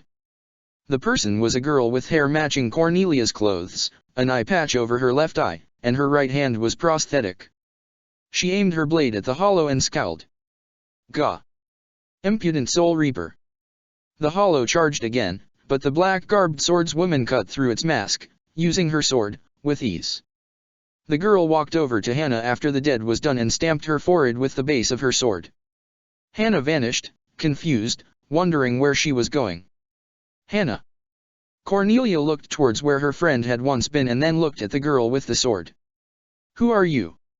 What did you do to Hannah? She asked. The girl looked at Cornelia's frightened face as the 10-year-old held her confused siblings. Without word or warning she pulled out a device that looked like a pen. It flashed in front of Cornelia's face as the swordswoman clicked the end and Cornelia and Lelich were knocked out. When Cornelia came to, she had no recollection of the experience she went through. She was also sitting on one of the couches in her living room with a book in her lap, and Lelich and Yuffie on each arm. The former was asleep while the latter had been sucking her thumb for the past 10 minutes, quietly, looking at her big sister with those innocent blue eyes of hers. Cornelia's recollections of what had happened had been replaced. The study was now fixed thanks to work from her mysterious visitor during the time Cornelia had been knocked out. To her, it had never been broken. Instead, her memory had been replaced to remember that she had finished her work and had decided to read a children's story to her younger siblings. She still remembered everything else up to that point though, except for the fact that Hannah had never shown up that day. Things were altered slightly to fill in the missing pieces of Cornelia's altered memory, but she would never suspect or remember what had happened. Her mysterious visitor, 13th seat of Squad 10, Yucatec Vera, had no idea that the children she had saved were her captain and his siblings. To the logical officer there were people in trouble, they saw her, she had to act accordingly. As Cornelia roused from her sleep and saw Yuffie wide awake, looking at her with those big blue eyes of hers, she smiled. She then noticed Lelich was dead asleep. Finally, she exasperated in her head. She set Lelich down on the couch and threw a blanket over him. Through the window across the living room, she saw a limo pull up through the hedge walls and around the courtyard. Mom and Lady Mary Ann are back. Cornelia rushed to the front door, holding the still innocent, awake, and silent Yuffie as she rushed towards the front door to greet her mom and idol. Mom, Lady Mary Ann.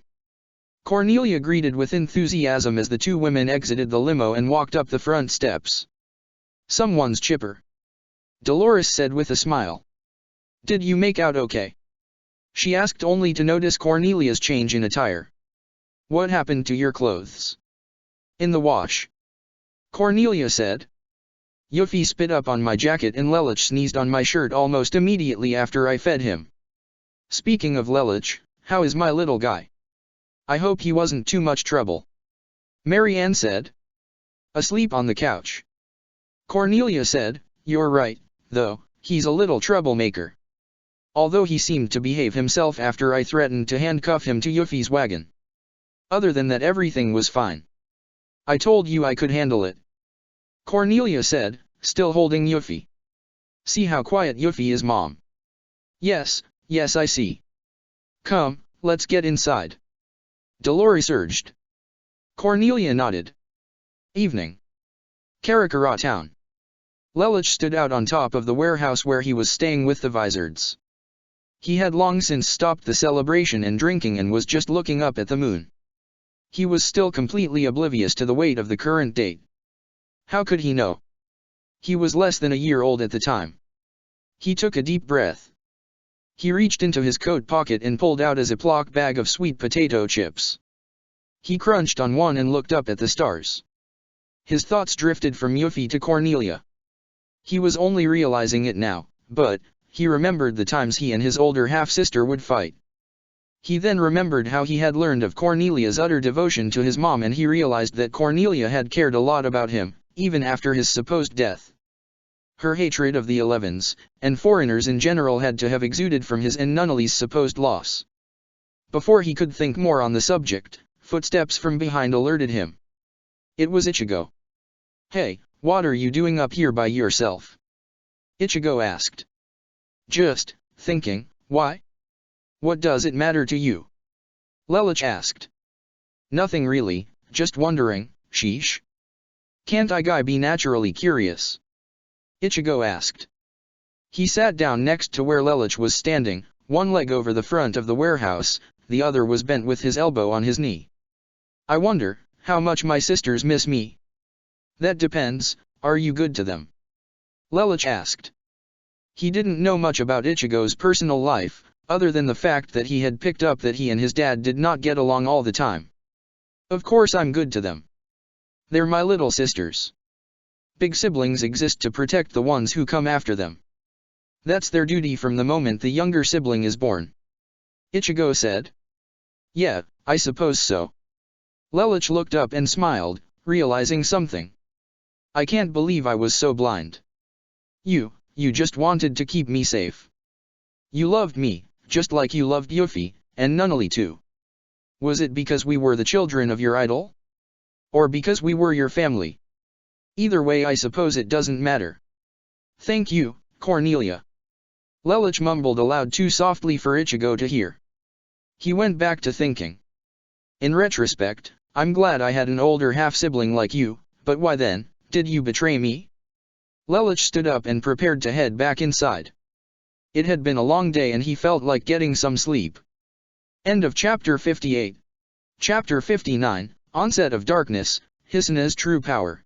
Third-person POV. Karakura High School. So let me get this straight.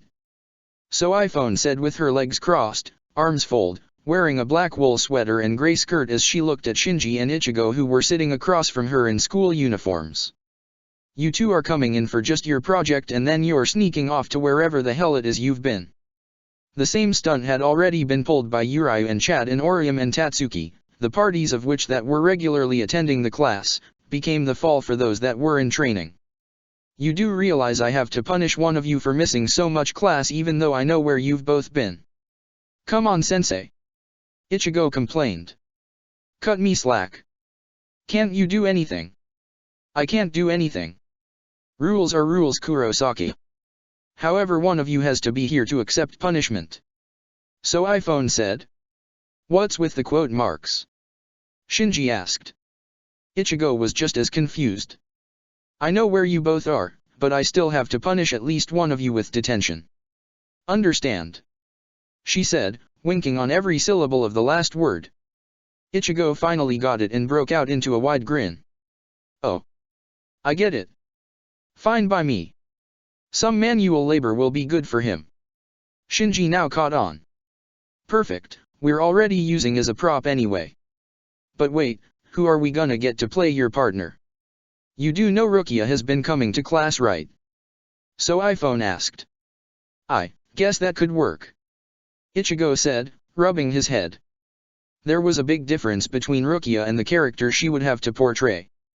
Hey, what does it matter, she could just be off stage. We just need her voice. No one will recognize the difference, probably. Shinji said. Well, it's the best we've got. Let's do it. Auditorium, 11 a.m. Ichigo and Shinji filed backstage with Rukia. Ichigo was wearing a blue wig, no shirt, and gray pants. Shinji had brushed his hair to cover his right eye a little.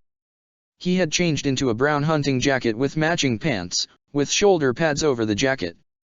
Sakanade was fixed to Ichigo's back, as was a handgun that belonged and was registered to Kensei, currently filled with a single blank. The curtain rolled up with no one on stage. Rukia's voice could be heard. I'm the best marksman in the village, that's why I'm allowed to use it. So, wanna try? Sure, thanks. Ichigo said with uncharacteristic enthusiasm for himself, but not for the character he was portraying. The sound of an arrow flew through the air and Khan, who had been attached to a rope by his ankle, was dropped to the ground flat on his face by Shinji with 2 arrows poking into his body. They were magnificently attached by Urayu, temporarily of course, yesterday. Gotcha. Not bad. Rukia's voice sounded. Ichigo then came out on stage a few moments later, Sakanade stringed to his back. Several students whistled at the sight of him not wearing a shirt. Orium began staring holes at her crush. A glare from So iPhone got the class to go quiet. Ichigo bent down to pick up Khan, undoing the rope as he did and held the Mod Soul plushie by his ankle. 2 arrows. Ichigo said, taking note of the arrow that was not his character's. He then bent over backwards and pulled out the handgun from his holster, aiming it. Shinji came on stage and attempted to attack Ichigo with the cleaver they were using, which Ichigo fired at with a blank. Ichigo and Shinji were now standing about 3 meters apart. Not bad, human. Shinji said with a menacing overtone. By this point a few students were catching onto Ichigo and Shinji's ploy and were watching with interest. Who the hell are you? Ichigo scowled. Shinji extended his arm out fully, cleaver towards the audience. From the Human Annihilation Army, Eastern District, 1st Unit, Viral. Huh. Ichigo said with a confused expression. Human Annihilation Army. I'll tell you two important things. Viral responded in character. 1. Humans that come to the surface are exterminated by our Human Annihilation Army. 2. That prey is mine, give it back. I see, Ichigo said, holding up Kon like a dead raccoon. Sorry about that, he grinned mischievously, I'll give it back to you right now. He gripped Kon's ankle tightly, which caused the mod soul to flail about, which Ichigo and Shinji had instructed him to do. Shit. It's still alive. Shinji reacted. Ichigo clicked the empty gun a few times before tossing it to the ground. He let go of Kon, who Shinji swatted away. You're not getting away.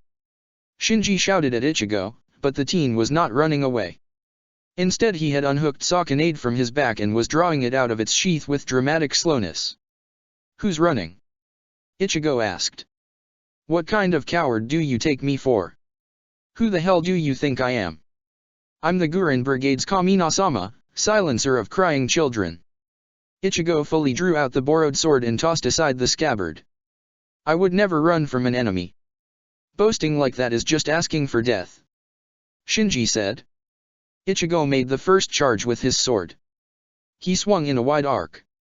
Shinji sidestepped and attacked from behind. Ichigo put his sword along his back and blocked the cleaver.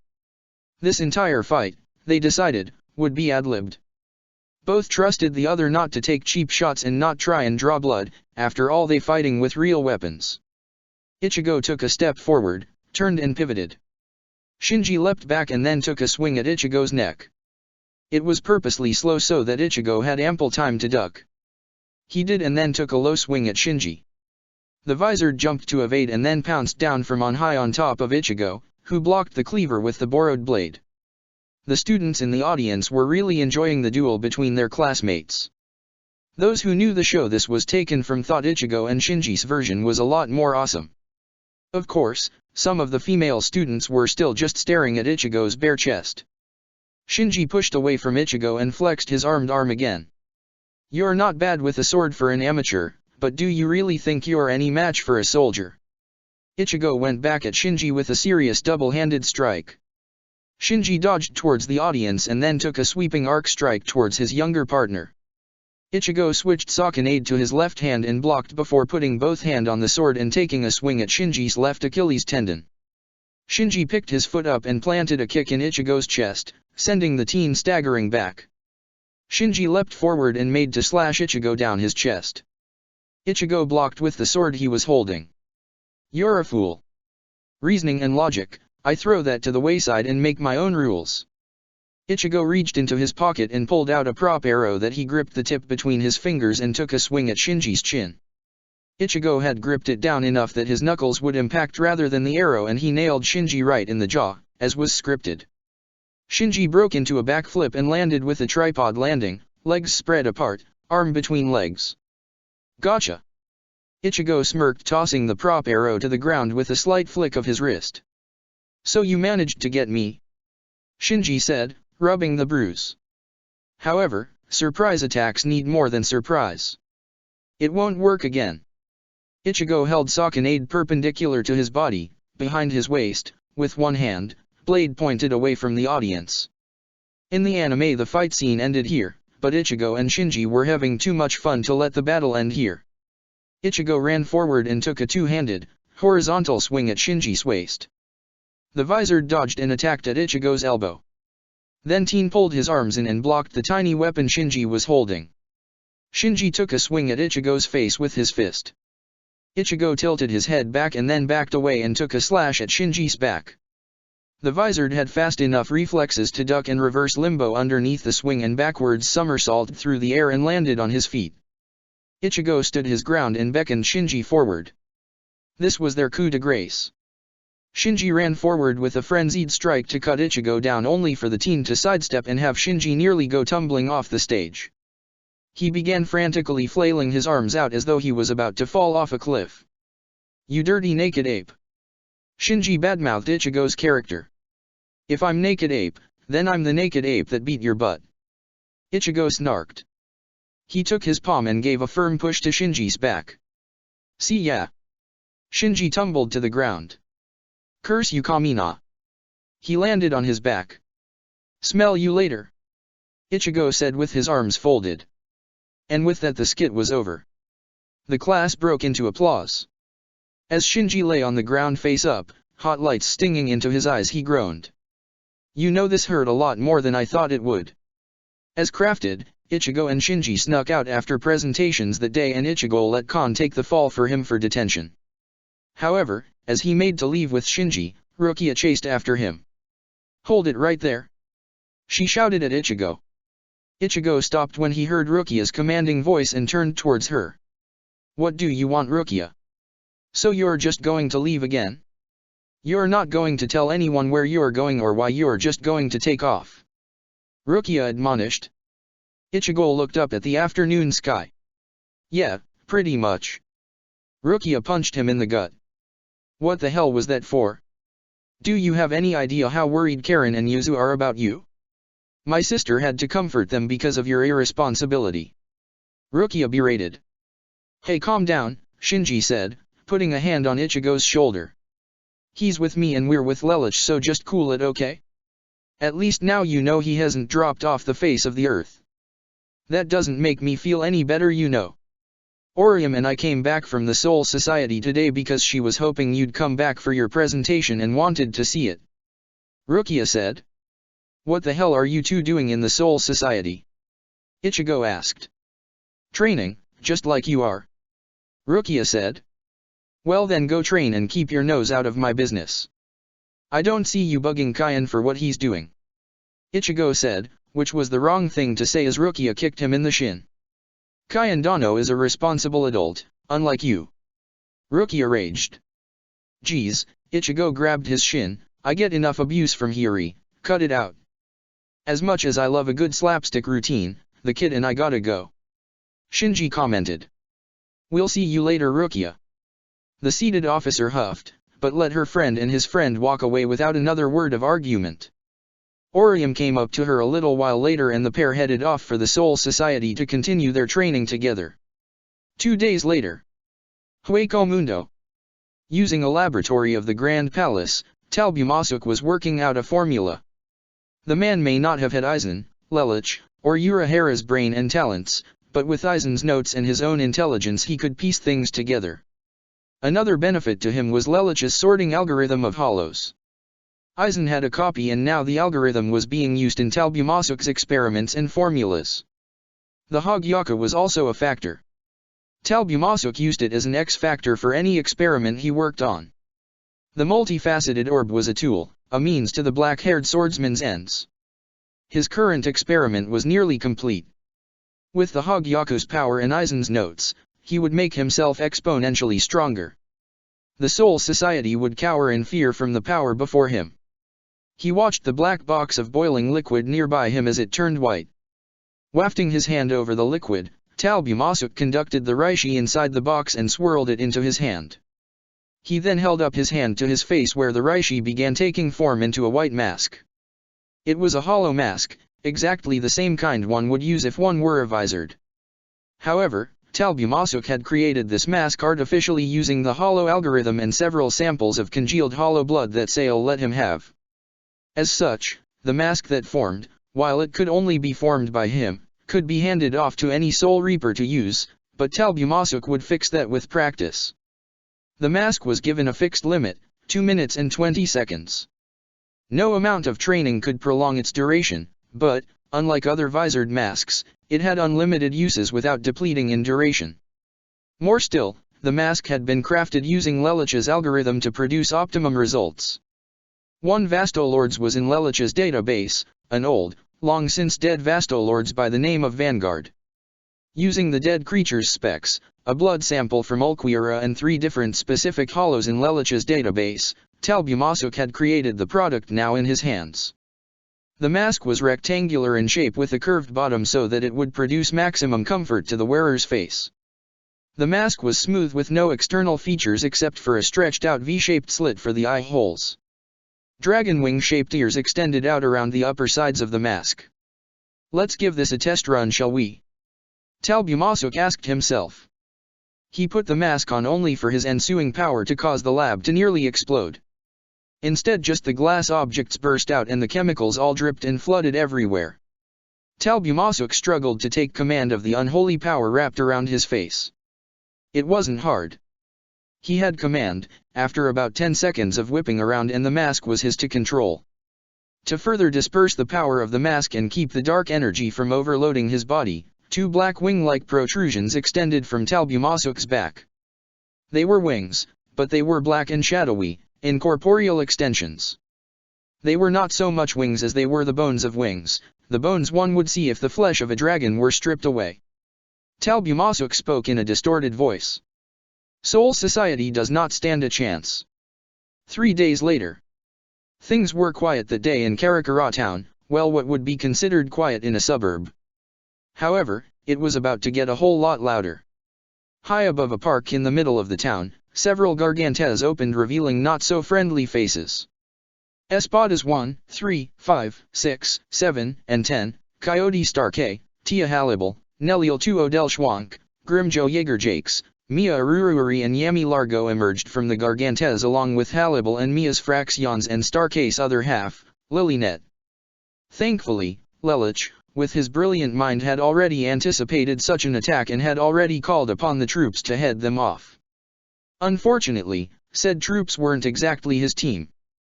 Renji was tuckered out from training. Chad and Rukia was in the Soul Society. Even though she wanted to come, Tatsuki wasn't yet Espada level, so she and Yoriyuki continued their training.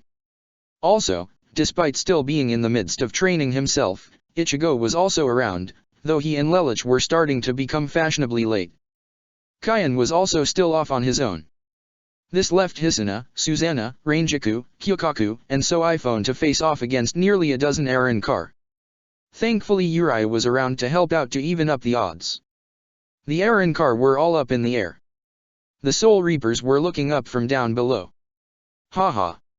All we have are a bunch of bitches and a girl man. Yami cackled. Tenemos buena suerte. I wouldn't be calling good luck on us just yet. Halibal said. There are quite a few less people than a Tremere-sama anticipated would be here. You got that right, I don't see my target anywhere. Grimjo said. Me neither. Shall we go? Mia asked him. Mia-sama, you're leaving us? Mainoli asked. I'm off to catch my prey. Remember to have fun, girls. Mia told her Fraxion, and she and Grimjo left to tear after Kayan and Ichigo. Nell looked down at the group below her. What is it? Stark asked. Only one of those women is a captain and I've already defeated her. Neliel said. And? Stark wanted to know Nell's point. There's no point in my fighting someone I've already beaten. Tia, you fight her. Neliel began to go. Where are you going?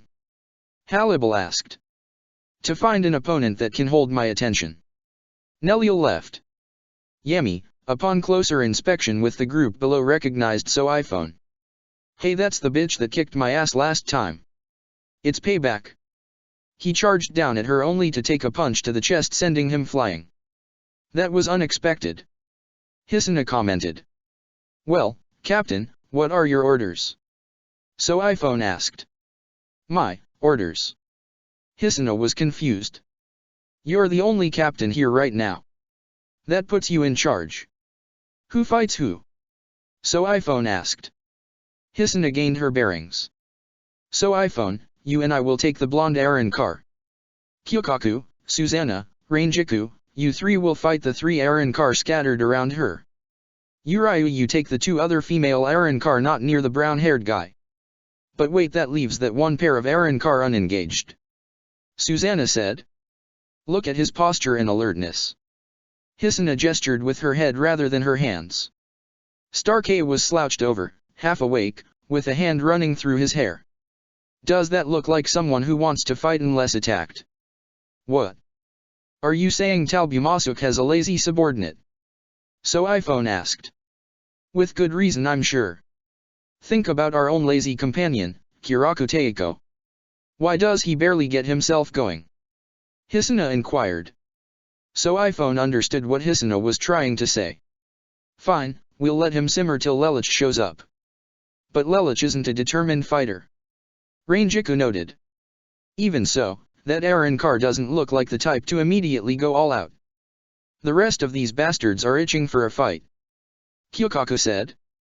A battle with an Arrancar, which Lelouch missed last time, will give him some hands-on experience and possibly a way to better understand our enemies.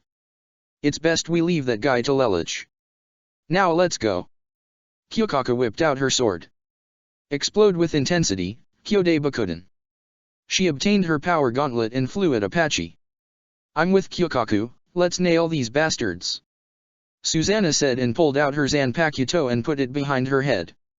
Strike twice, Reimei Inoto. Susanna emerged in her electrifying outfit. She went after Mila Rose. Guess that leaves the reserved one for me. Gentei Kaijo. The process had been simplified for the second battle, at Lelouch's behest. Reports from his team indicated that fighting at full strength was a must from the start. With her limit removed, Rangeka went off into battle. Sing, Kaze no Iriko. Hisuna charged into the air and attacked Halibal with her whip, missing by a decimeter. Sting all enemies to death, Suzumibuki. So iPhone attacked Halibal, but the Espada blocked with her sword. Uriah fired his bow at Loli and Mainoli, drawing them in. Their battle would take place on the ground. Halfway across the town, down by the river, Mia honed in on Kayan's Ryotsu. However, when she arrived, kicking up water in every direction as her Ryotsu crashed down upon the river and she stood on air, she looked around. Kayan-kun, oh Kayan-kun, where are you? Mia said in sing-song. Her inquiry was met when she felt Kayan's presence right behind her. Hado 73, Soren Sakasui. With the energy stored in his fists, Kayan made to slam the Kido into Mia's back at point-blank range. Mia turned and blocked with her arms crossed across her body. Her arrow took the brunt of the damage, leaving minimum burns on the first layer of skin on the outsides of her arms. Kayan stared at Mia. Mia. I've decided that your form and identity no longer matters to me. I will defeat you no matter what. For Miyako's sake, Kayan glared, I'll kill you. His defiant stare and death threats brought a lustful grin to Mia's face as it flushed. How charming. She licked her lips. She went for her sword. However, let's see how long that determination lasts in the face of this. Glide across the valley, Hagani Range. Mia unleashed the pink bow staff. She twirled it and held it down diagonally behind her and brought her left knee up to her chest and put her elbow on her knee. Can you fight me when I'm like this, Kayan-kun? No matter how much you resemble Miyako, you are not her. I will not allow you to continue to taint her name in my presence. Kayan began to twirl his Zanpakuto as it grew out. Rankle the seas and skies, Nijibana. The blue, water-manipulating trident appeared in Kayan's hands. Gentei Kaijo. The seal removed itself and Kayan prepared to fight Miyako. Mia. I will personally send you to hell and save Miyako. As Kayan began his battle with Mia, Ichigo had already caught on to his battle with Grimjo. Lelouch, knowing Ichigo would want to fight the man on his own, made himself scarce. Behind Ichigo's back, Lelouch and Shinji had worked out that if the teen started to lose that Shinji would step in and fend the Espada off. You didn't show up to greet me, Soul Reaper. I'm hurt. Grimjo said with a big grin on his face. The last part was a lie, of course. Sorry, I was a little delayed. Besides, the hero always has to make his entrance timely, or so Lelouch says. Ichigo said with a smirk as he drew out Zanjutsu. I've been training for your return just like Lelouch promised you I would. This time I'll beat you for sure. Grimjo simply sneered as Ichigo thrust out his sword in front of him. Bankai. Black energy erupted and Ichigo entered into his Bankai's form. Tensei Zanjutsu. Bankai-ha. Grimjo said, unimpressed. Maybe it didn't occur to you, but your Bankai didn't do shit the last time we met. I've gotten stronger since then and at the time I wasn't rightfully myself. And maybe it didn't occur to you either, but that scar on your chest was caused by my Bankai. Ichigo said. Grimjo simply glared. Oh, I haven't forgotten. Grimjo said, flaring his spiritual power.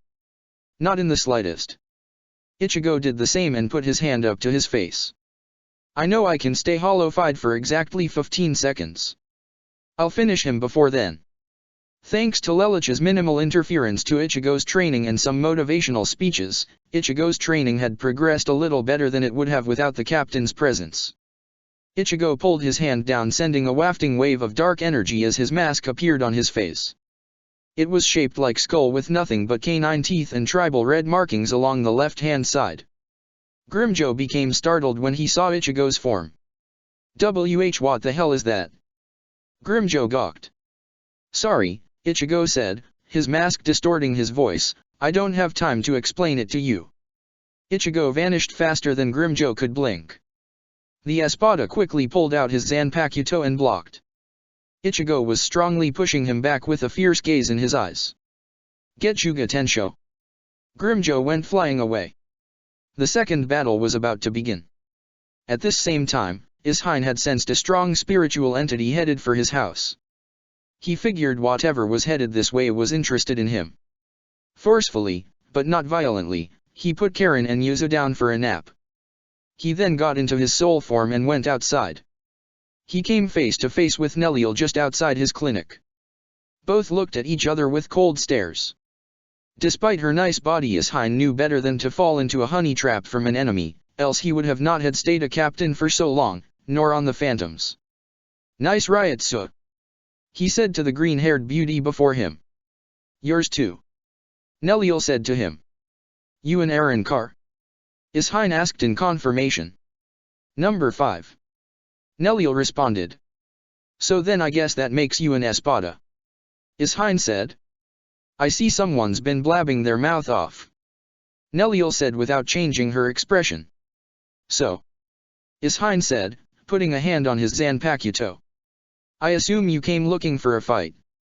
I did indeed. I am interested in strong opponents. I do not wish to kill needlessly, but at the same time I must keep all spiritual entities at bay per Tremere-sama's orders. Neliel said. Is that so? Ishine and Neliel continued to exchange stares until, in a flash, both drew out their swords and ran forward. The clash had begun.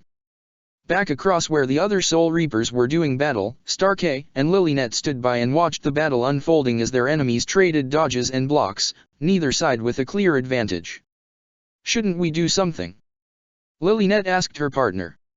Nah, they seem to be doing just fine, besides fighting isn't our objective. Ulquiorra should know what he's doing, hopefully.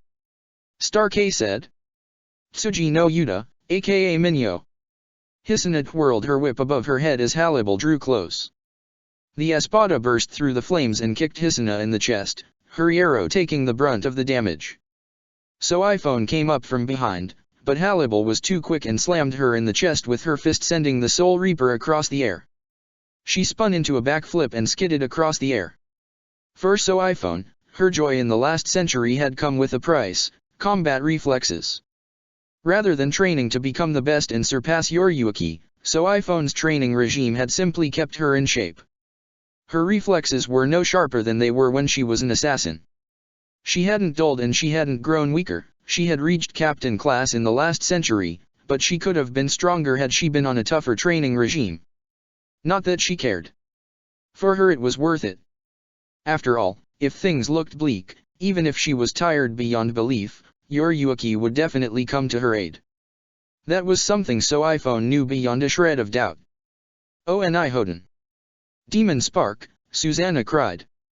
With her palm shaped like a tiger's paw, she thrust her right arm forward and sent a technicolor, purple, plasma ball of lightning at Mila Rose. The strike mashed her right in the face, causing much bleeding and burning. Damn it! You little bitch! Mila Rose growled and tore after her. I'll fucking kill you, you little whore!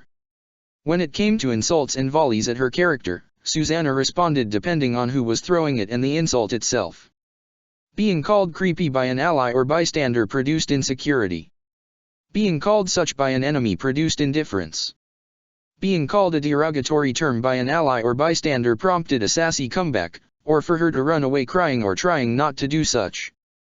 But should an enemy call her such a vulgar term as Mila Rose had just done, they had best be prepared to face the deadly consequences. What did you just call me? Susanna asked, eyebrow twitching. Her anger rose and her spiritual power flared. Electricity ran up her arms and intensified in her shoulders. Her hair whipped around wildly. Mila Rose stopped dead at Susanna's rising anger. "You're the one who's going to die." Susanna charged forward faster than Mila Rose could blink and drove an electrified fist into her abdomen, stunning the Aaron car. Susanna disappeared and sprang up upon Mila Rose from behind. She locked her legs around the dark-skinned Aaron car's throat and drove her knuckles into the sides of Mila's head, overstimulating her brain with nearly 10 times the voltage generated by a single bolt of lightning. Mila Rose screamed at the intense pain. Hannibal immediately broke away from her fight with Soifon and Hisana faster than either woman had seen the Espada move and grabbed Susanna by the back of the neck before throwing her into the ground. Mila Rose dropped to her knees. "Are you going to be all right, Mila Rose?" Hannibal asked her. "Ow, my head." Mila Rose continued to wince. "That Soul Reaper will pay." Hannibal was determined to change target, but Soifon and Hisana weren't about to let her. A second round between the three was about to erupt. Starkey watched this happen and was just thankful he didn't have to watch a friend get their brain turned to pudding. He yawned. "Bored are we?" Starkey heard a voice from behind him. He turned to see a teenage boy with black hair, wearing a captain's haori, standing behind him. "How about I hold your attention?" "No, that's okay," Starkey said. "I don't feel like fighting." "Too bad, because I do. I need some hands-on experience battling an Aaron car." Lelich drew out his blade. "You're going to help me?" He slung it behind his back. "Rally and motivate. Iin Tamashi." The black cape formed around him and he tied it over his haori. Starkey looked at him with an interested look. "That Shikai seems familiar," he said. Lilynet whacked him over the head. "Duh. A Tremere-sama showed it to us on the projector, remember? That's his ultimate enemy, Lamperouge Lelich. So stop acting like a lazy bum and kick some ass. She's got you well trained." Lelich jested. "We're partners of a sort," Starkey said. "Is that so?" Lelich asked and then looked at how Starkey still wasn't battle-ready. "You haven't drawn your sword yet or introduced yourself." "My name is Coyote Starkey. And I'm still hoping we can avoid fighting." "I'm not in the mood," Starkey said. "I see," Lelich said. "I'm intrigued that you didn't introduce your rank. I was told all Aaron car came with a number. I don't feel like giving mine. How's that for an answer?" "People treat me differently when they hear it," Starkey said. "So then you're one of the Espada," Lelich said. Starkey didn't react. "It matters not to me your rank, but I need some hands-on experience fighting powerful Aaron car. If you're not going to bite, then I'm going to have to make you." Lelich opened his right palm wide and aimed at Lilynet rather than Starkey. "Kokoro Hase." The telekinetic attack ripped into Lilynet's mind as she dropped to her knees and began crying out in pain as Lelich produced a mental torture to her mind.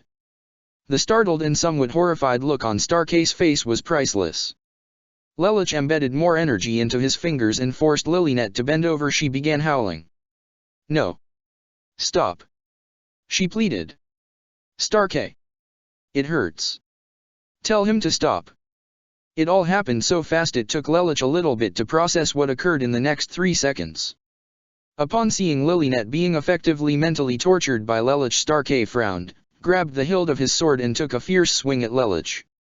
The attack came in so fiercely and so swiftly that Lelich thought he was about to take a nasty one to the torso, but the blow never reached him. Starkey's sword clanged against a dark crimson barrier as an intervener stood between Starkey and Lelich. The intervener was wearing a green and white striped bucket hat, a dark green overcoat, a light green kimono and clogs. He was holding a sword with a U-shaped decoration covering the first 3 inches of the blade in place of a cross guard. The blade was black with a silver edge and ended in a razor-like tip. There was no mistaking the identity of the man that had come to Lelich's aid, Urahara Kisuk. "Looks like I arrived just in time," Urahara said with a serious tone. "I didn't think you'd make such an amateur mistake, Lelich." "What mistake? How I was supposed to know I'd get a little more than I bargained for with that tactic?" Lelich asked. "I'm not talking about the two in front of us. I'm saying you left your rear guard wide open." By this time, Yami had gotten back up and came leaping into the battle, attacking Urahara and Lelich from behind. The shopkeeper didn't seem worried in the slightest. After all, he hadn't come alone. Appearing behind the captain of Squad 10, locking fists with the massive form of the 10th Espada, was a burly tan man with large muscles, a mustache, square-rimmed glasses, and cornrows-styled black hair. The man was wearing blue carpenter jeans, a white t-shirt and a blue apron. Lelich was slightly surprised at the presence of the man before him. Commander Tsukabishi. With his massive muscles, a fierce, booming, intimidating shout and a tense rise in spiritual power, and his muscle veins, Tessai lifted Yami up and chucked him into the crater before tearing into the ground after the massive monster. He slugged Yami in the face with a right hook as the massive monster stood up and followed with a left and a right and then another left, and then clenched his fists together and swung his arms from down by his right knee up into Yami's face, knocking the Espada to the ground. Unreal. Lelich never knew that the commander of the Kido Corps was so skilled in hand-to-hand. Better pay attention, Lelich. Urahara told him. We've got our own work cut out for us. So, you're both going to take me on? Starkey asked. The Primera Espada seemed rather alert. You seem much more alert than before, Lelich said. I don't take kindly to people attacking Lilynet like that. I can stand by and watch her take a few injuries or be overwhelmed, but what you did crossed a few lines, Captain, he said to Lelich. Starkey swung his sword at his side and indigo energy charged near her chest. Zero. Lelich and Urahara dodged to the side. Their fight with the Primera Espada had begun. By this time, Ulquiorra had already begun his coercion of Orium, showing her images of a battle-weary Ichigo, mask recently cracked, getting unceremoniously beaten down by Grimjo. He showed her the battle between Mila Rose and Susanna, to which the pregnant Soul Reaper was slowly becoming fatigued. The baby inside her was sapping her strength as it grew, rapidly tiring her out. He showed her images of Rangiku's battle with Sun Sun. The fight was even, but only temporarily. If pushed, Sun Sun could release her form and put Rangiku on the defense. You have the power to save them. You have the power to stop this insanity, Ulquiorra told Orium. All you need to do is come with me. Orium wondered why he hadn't shown Tatsuki in any of those panels. If you're worried about your other friend, allow me to make things a little clearer for you, Ulquiorra told her. We plan to kill everyone. So long as you stay here and don't cooperate, the battle will continue. Once your friends are all dead, we will move on to your closest companion, and if you still refuse to cooperate, we shall capture you by force. Is that clear, woman? Ulquiorra asked her. His Ryutsu is crushing me. I can't fight back, it would be suicide, but Kurosaki-kun, the others, what do I do? I should run and get help, but what if an order is given to wipe everyone out? He's right, I'm holding the rope connected to the guillotine hanging over their heads. What should I do? Still faced with this moral dilemma, Orium only stood, biding her time while her nakama fought. The person having the roughest time was currently Kayan. With Miyako's Shikai in her hands, Mia pushed the vice-captain back and fired a zero while Kayan was destabilized. Kayan created a shield of water to put up the best defense he could, but was ultimately overpowered. As he panted, Mia grabbed him from behind and put a hand on his shoulder before beating him over the head and sending him slamming into the river. She followed him underwater, with Kayan barely able to breathe, and grabbed him by the throat. Using Sonido, she burst back out onto dry land and pinned him to the ground. She took her Zanpakuto and returned it to sealed form, holding it over Kayan's gagging body. Her grip on his neck loosened, but her knees were firmly planted on his abdomen and the nails of her free hand were dug into his torso. Too bad for you, Kayan-kun, it seems I'm just stronger than you are. I think I'll reap my reward from you now. I must say though, you look so much more appetizing covered in water like that. Mia's face broke out into a crazed smile. Weary from the fight, Kayan could barely breathe. And with the blue-haired Espada pinning him down, he could barely move as her Ryutsu crushed into his fallen form. His palm lay flat over Nijibana. He had to do something. He wasn't about to let this insulter of Miyako's memory have her way with him. His hand wobbled over his Zanpakuto. He had one card left to play, one technique he could try before he would be forced to throw in the towel. Quickly he grabbed Nijibana and plunged it into Mia's torso, running her through, surprising her. With a smug "I just beat your ass" grin. Kyan pushed forward with a battle cry and now had Mia on the end of his Zanpakuto. Like a farmer chucking hay, he lifted Mia into the air and then waved his trident back and forth in light rapid movements, holding his hands close together down by the base of the trident as if he were a flag waver in a parade. Each swipe at Mia caused a wave of water to crash over her. Kyan pulled back on his weapon as Mia remained suspended in air. "This is it. Mia." He wobbled his Zanpakuto as he slid his left hand up the pole of the weapon. With each wobble, Nijibana began to coat itself in a thick layer of water. When his arm reached full extension, Kyan removed his hand from the length of the steel, thrust the weapon forward with one hand with all his might diagonally at Mia. Namitsubara. Rippling rose, water exploded in a condensed spray like the water that shoots out when an object plummets upon the water's surface. Through the hole in the spray, a spiral of water shot out and all of the water slammed against Mia with massive force, sending her tumbling over to the other side of the river. Back at the group fight, Susanna was starting to crack down. Lelich wanted to go help her, but Starkey wouldn't let him. By attacking Lilynet, the 10th Division captain had created a powerful foe for him and his brilliant companion. "Well, Lelich, this is a fine mess you've gotten us into," Urahara said as his blood mist shield protected the duo from another one of Starkey's zeros. "Can you be serious?" Lelich chided. "I am being serious. If I wasn't, we'd be dead," Urahara said. "Then can you fight as seriously as he is?" Lelich said. "That's what I'm doing," Urahara said. "What kind of bulletin?"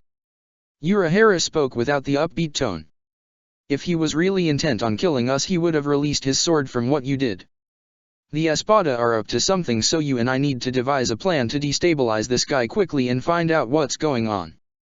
We should check on Miss Inu and see if Talbumasuk has made the move you predicted. Understand?" Lelich understood.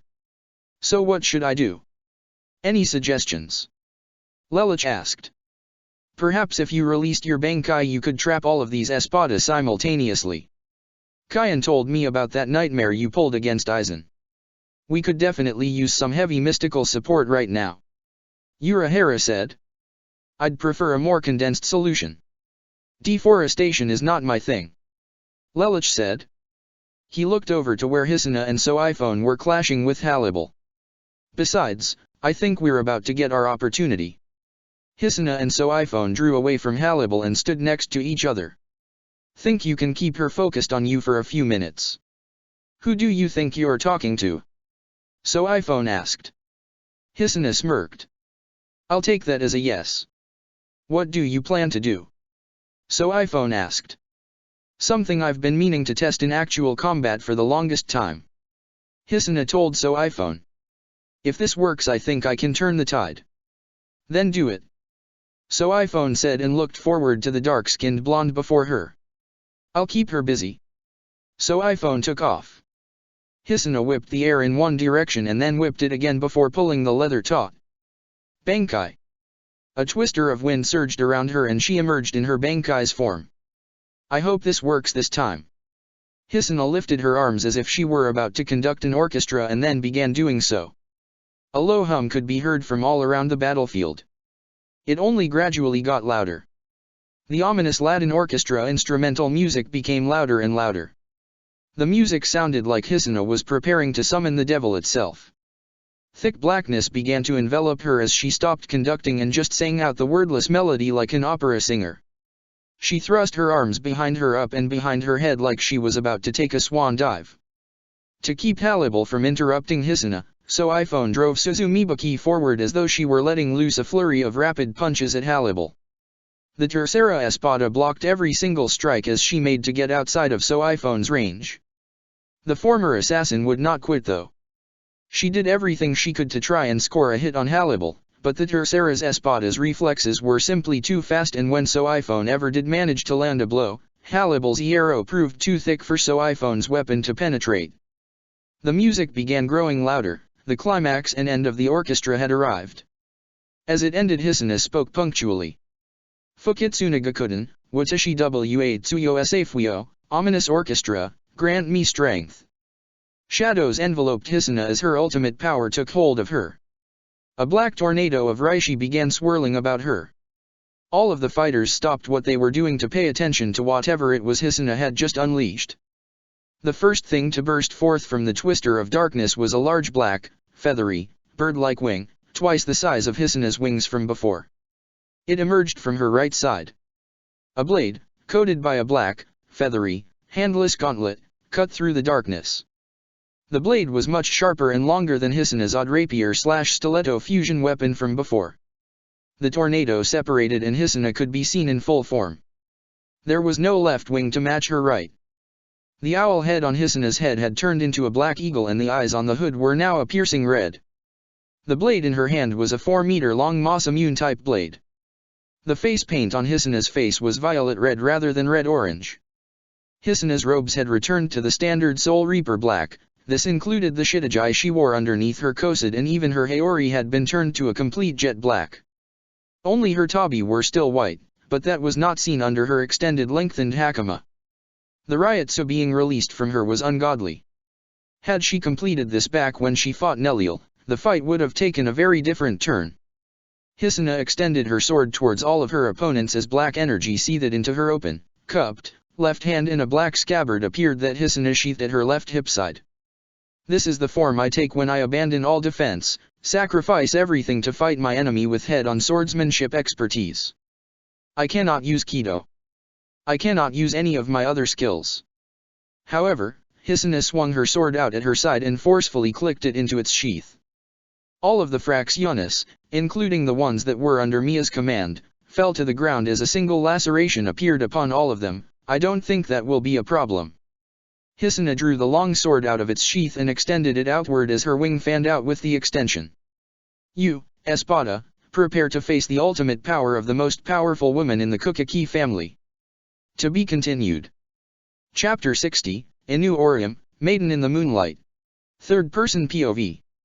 Everyone looked up at Hisuna as she emerged in her ultimate form, from the sheen from her blade, to the little black feathers floating around, to the fierce gaze in her eyes. Rukia could sense her sister's overwhelming Ryotsu from miles away while Shinji battled Grimmjow. Nei-san. Everyone on site was in awe at Hisuna's power. How can a mere Soul Reaper emit such Ryotsu? Halibel thought to herself. Hisuna's true form put her Ryotsu on level with the release form of some of the Espada. It was as if her true form was a release form for her Bankai. Without warning, Hisuna charged forward towards Halibel and attacked. Halibel blocked with her Zanpakuto, but ultimately had her left arm hacked clean off. Hisuna blew right past Halibel and made to go after Stark-A. Zero. Without any gesture, Stark-A fired his high-level Zero. Hisuna held up her blade with both hands. No way, Kyokako looked up at the 3rd Division captain and winced with her left eye. She's not actually thinking of trying to stop it, is she? However, that was exactly what Hisuna was planning to do. She put her blade up to block the Zero, and ultimately the two halves of the weapon cleaved right past her. Tucking her wing in, Hisuna disappeared and reappeared right behind Stark-A and cut him wide across the back. I am the beast, the outcast angel fallen from on high. Today is the day that you die. Hisuna rhymed. She slashed at Stark-A only for two blades to simultaneously block her own. Abandoning their own opponents to help their allies, Grimmjow and Neliel blocked Hisuna's strike. The 5th had come when she sensed Halibel, and Grimmjow came because he sensed a really strong presence and just had to check it out. At his full strength he had managed to fend off Shinji long enough to get away from the guy. 1, 2, or 3, it matters not. There is only one path for wicked. Hisuna disappeared and reappeared past Neliel, and Grimmjow swung her blade out and sheathed it. Off came Grimmjow's left arm and wide slash to Neliel's abdomen. Down on the ground, Yami was engaged in a fist fight with Tessai. The 10th Espada let drive a punch at the boisterous assistant store manager. Tessai blocked with his open palm and put up his free hand. Hado 88, Hiri Yujikazoku Shintenreiho. The giant blast of blue energy smashed Yami right through the torso. At point-blank range the attack ripped right through the 10th Espada. Blood, skin, and tissue went flying everywhere. Yami's face was badly burned, unrecognizable, and Tessai had shredded his chest wide open. Yami fell over. Well, that's one less enemy for me to worry about, Hisuna noted and then turned back to the espada. She held her blade to the sky as it glowed orange. Now you all shall fall before my might. She stopped though when the negation broke through, encasing every last espada and fractions in its wake. Hisuna stopped. No, does this mean we failed? Lelich wondered. The Arrancar who still had the strength were told to cover their eyes as best as possible. Talbumasuk was not about to let his ultimate enemy cheap shot his troops. Down by the river, Mia was being pulled up as well. She smiled at Kyan. Too bad Kyan-kun, she taunted, it seems we'll have to finish this another time. I look forward to seeing you again. She blew him a kiss, winked and waggled her fingers at him. Watching the espada disappear, Hisuna powered completely down. Everyone went down to the ground. Hisuna, that was incredible. Rangiku bounded up to her. She began throwing straight punches to show her enthusiasm. You kicked those Arrancar thoroughly. It was a superficial victory. Hisuna said. They didn't release their forms. My advantage was only due to that. If they had all released their forms and attacked me, I might not have been at such an advantage. Yeah, why didn't they? That's so weird. Kyokaku said. I have a theory. Lelich said, reaching down to the ground. Feel like sharing? So iPhone asked him. Not at the moment. Come, we need to round up the others. I can sense that Ichigo and Kyan have taken quite the damage. Rukia is with Ichigo, but she doesn't seem to have been injured, only some energy expulsion from using her Zanpakuto. Lelich stated. Let's round up the gang then and get everyone healed up. Urahara said and then spoke gravely. We'll need it if we want to be ready for whatever this attack was all about. Of course, both he and Lelich knew very well what they felt Talbumasuk's aims were, but to ensure that things went according to their own unified plan that no one would understand except themselves, they had to keep their traps shut. Sunset. Damage sustained by Kyokaku, Susanna, Kyan, and Rangiku was healable. Hisuna had put in a call to the Soul Society to ask for Orium to make her way to them to regenerate their injuries on the double. Ichigo was getting bandaged up and then being sent home to get some rest. Other than a few aching joints, so iPhone wasn't in that bad of shape. As for Hisuna, she had come off the battle without a scratch, but a lot of her spirit energy had been expunged from having to resort to such extremes. She and the others were lucky that the park had been cleared of people where they were fighting and that she was so high up in the air. She could have easily knocked out quite a few civilians inadvertently due to her power. Despite having taken no major injuries, just a sucker punch so Grimjo could go after Hisuna, Shinji was hanging around for seemingly no other reason than to see how Ichigo was faring. Shouldn't you be going back to the others? Ichigo asked. It's like the old saying, absence makes the heart grow fonder. Shinji shrugged. Ichigo looked at him in disbelief. Okay, so really I just need time away from everyone. Can you really blame me? Not at all. Ichigo said in grudging agreement. Even he was getting tired of the annoyances from all of the Vizards. How long till your injuries heal do you think? Shinji asked. Unless Inu gets her soon, probably a few days. Ichigo said. You should spend that time with your folks then. They're probably worried about you. Shinji said to him. Ichigo looked away from Shinji and down towards the ground. His silence and complacent look spoke volumes to Shinji that he was right. I'll still attend classes, I suppose. High school's not so bad once you spend enough time there. Plus there are a lot of cuties there. Ichigo rolled his eyes at the last comment, but broke out into a slight smile soon after. You know, I was wrong about you, Hirako. Ichigo said. You've been a real pal as of late. That's a pretty big compliment coming from you. Thanks, Ichigo. Shinji said with a polite smile. When this craziness is all over you should hang out with the others and me more often. Inu said you might make a good addition to our group. Ichigo offered up. Ah, Orium-chan's such a nice girl. Shinji said with a big grin looking up at the false sky. Glad to see you two getting along. Ichigo and Shinji looked up to see Tatsuki and Yoriyuki walking towards him.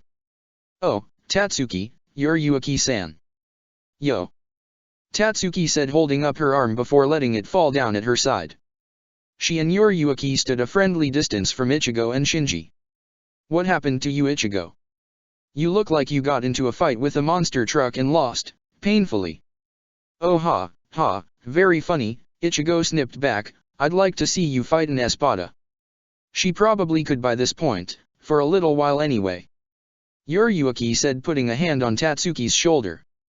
Tatsuki's gotten a lot stronger since you last saw her.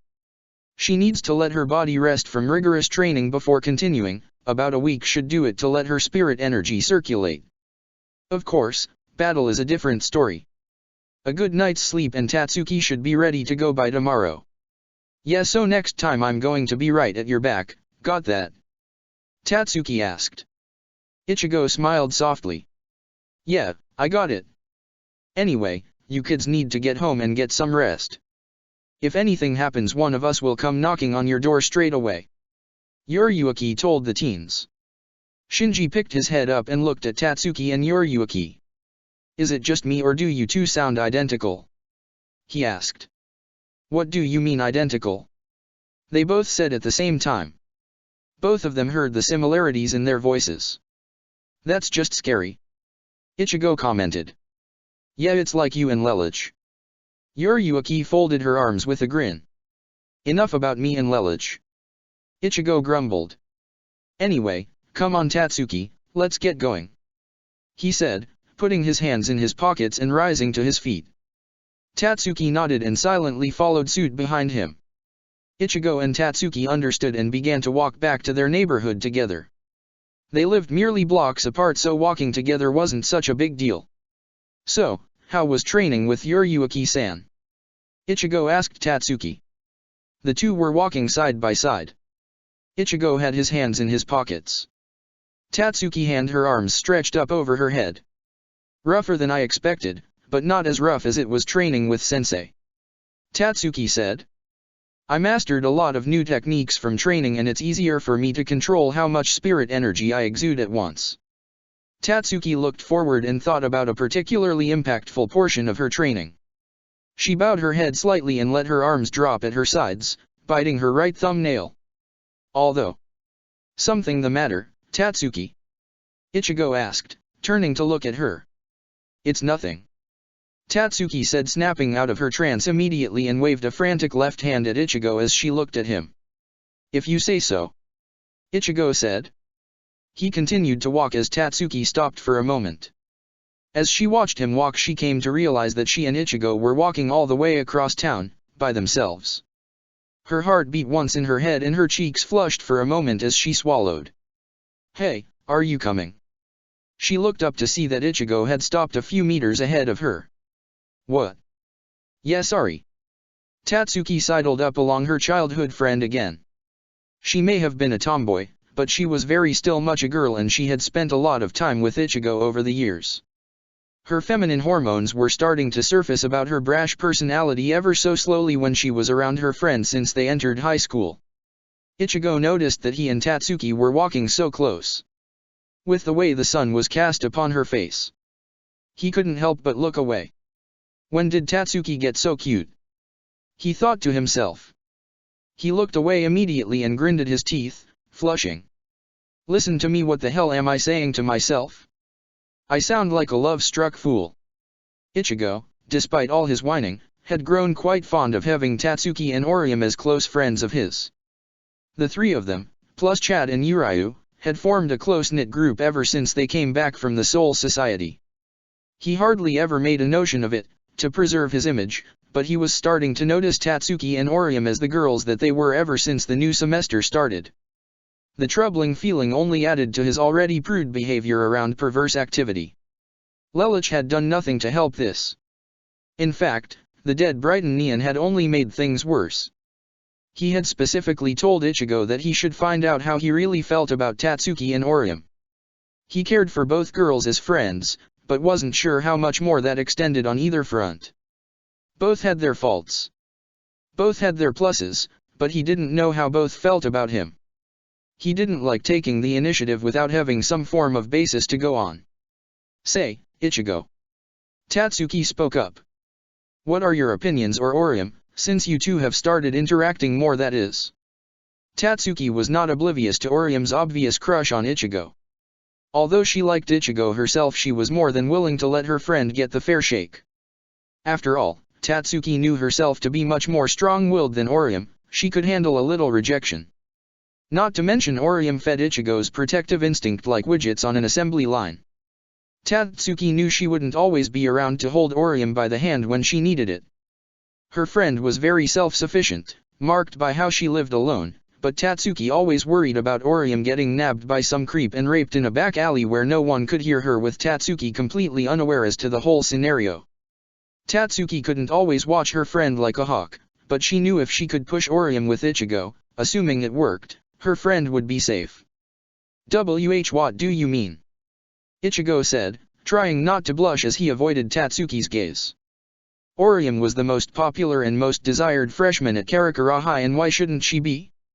She was beautiful, smart, athletic, and kind to just about everyone. To say that Ichigo hadn't fantasized about her at least once would have been a huge lie. He's so dense. Tatsuki sighed, feeling it was still too early to get into such a conversation. Never mind, she said kindly. Come on, we should get back to our homes before it gets dark. Ichigo agreed. As they neared their neighborhood, passing into the Kasazaki district, a couple of thugs spotted Ichigo, recognizing him, and also took note of the rather attractive girl standing next to him. Well, look here fellas, it's Kurosaki Ichigo. The thug leader got right in the pair's space. He had black hair that stuck out in completely random directions, like sticks. He was wearing a black leather jacket and a white t-shirt underneath it.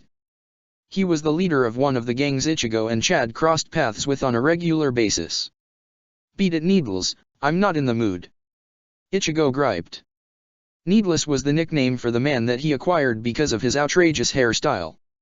Needles frowned at Ichigo. What's the matter, wanting to get home with your girlfriend? Needless taunted as his boys began circling Tatsuki and Ichigo.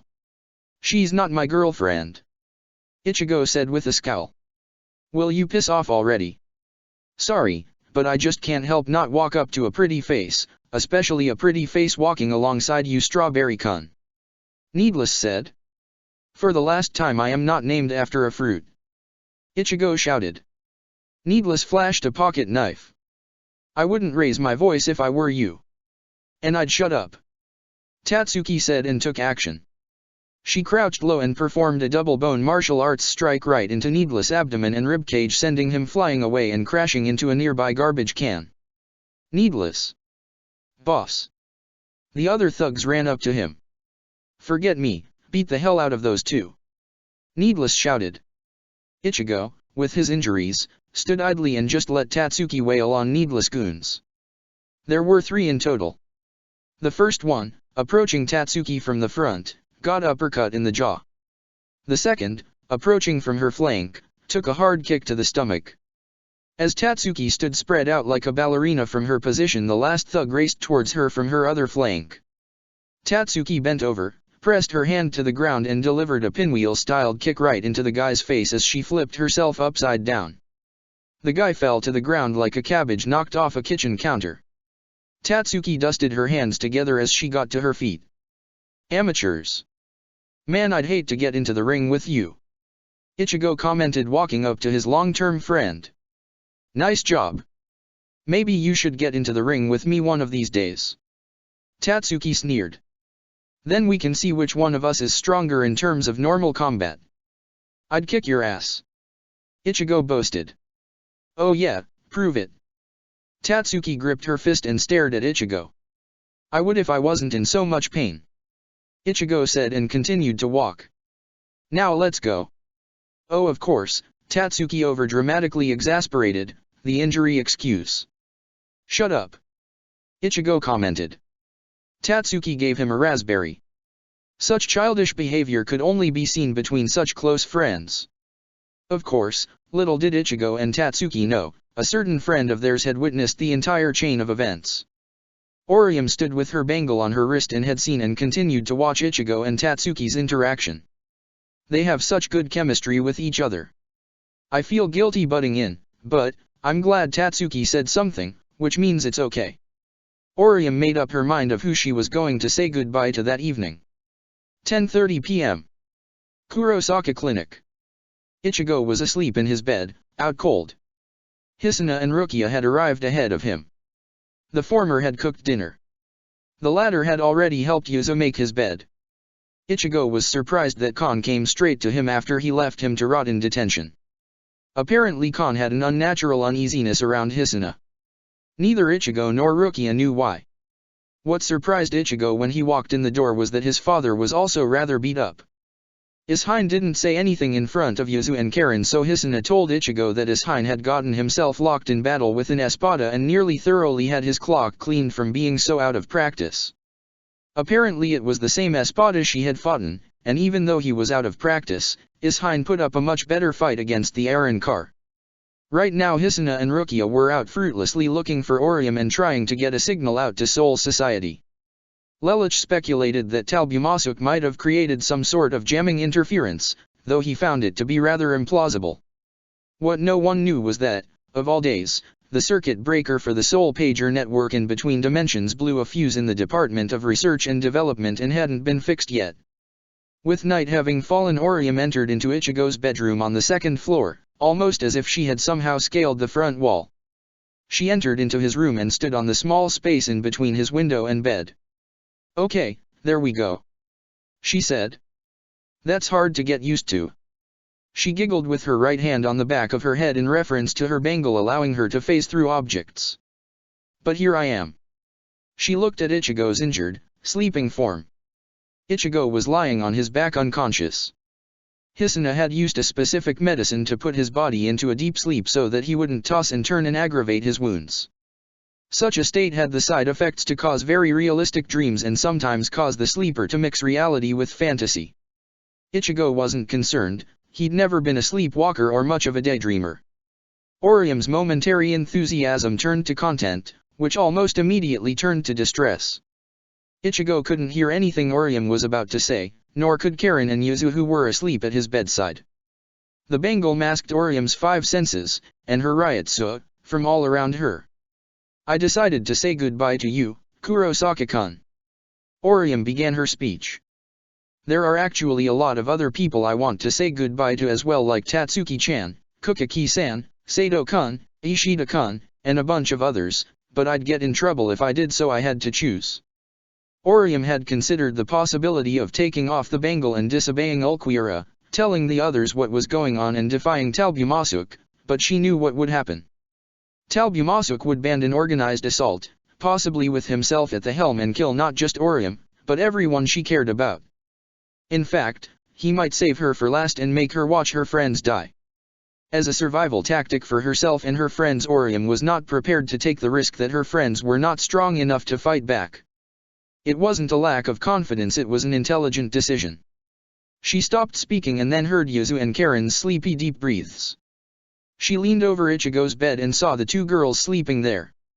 "Ah, that's so cute, your sisters wanted to be close to you." Orium stopped laughing and spoke seriously. "I suppose it makes sense though. You haven't been around a lot lately. You didn't come to school except to do your project.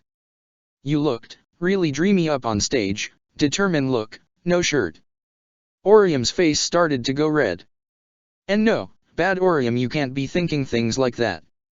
However, now that her mind was on that course, it was hard to resist as she looked at Ichigo's sleeping form, mouth slightly open. She had no idea what he was dreaming of as he lay motionless in bed. His bedroom. Orium turned even redder. It just then dawned on her that she was in Ichigo's bedroom. Come to think of it, this is the first time I've ever been in Kurosaka-kun's bedroom by myself since I've known him. She sniffed the air. It has his scent. Orium's eyes quivered slightly. She swallowed and then decided to move forward to the next logical step on her train of thought. Gingerly, so as not to wake him, since she didn't know Ichigo was in an almost impossible to wake state. Orium slid her right hand over Ichigo's right and gripped the palm of it daintily with her fingertips. She leaned over Ichigo's face and closed her eyes. She hovered over his sleeping form. She pursed her lips. She slowly drew her face closer to Ichigo's face. She drew closer and closer and closer and closer and closer and closer still until if she went any closer their lips would brush against one another. However, Orium stopped herself. She couldn't go through with it. She began to cry. I can't do it. This is the end, and I try to do something like that. She smiled through her tears, several of which had fallen onto Ichigo's face.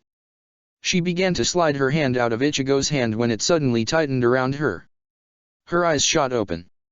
Did he notice me? She wondered. She looked down at Ichigo.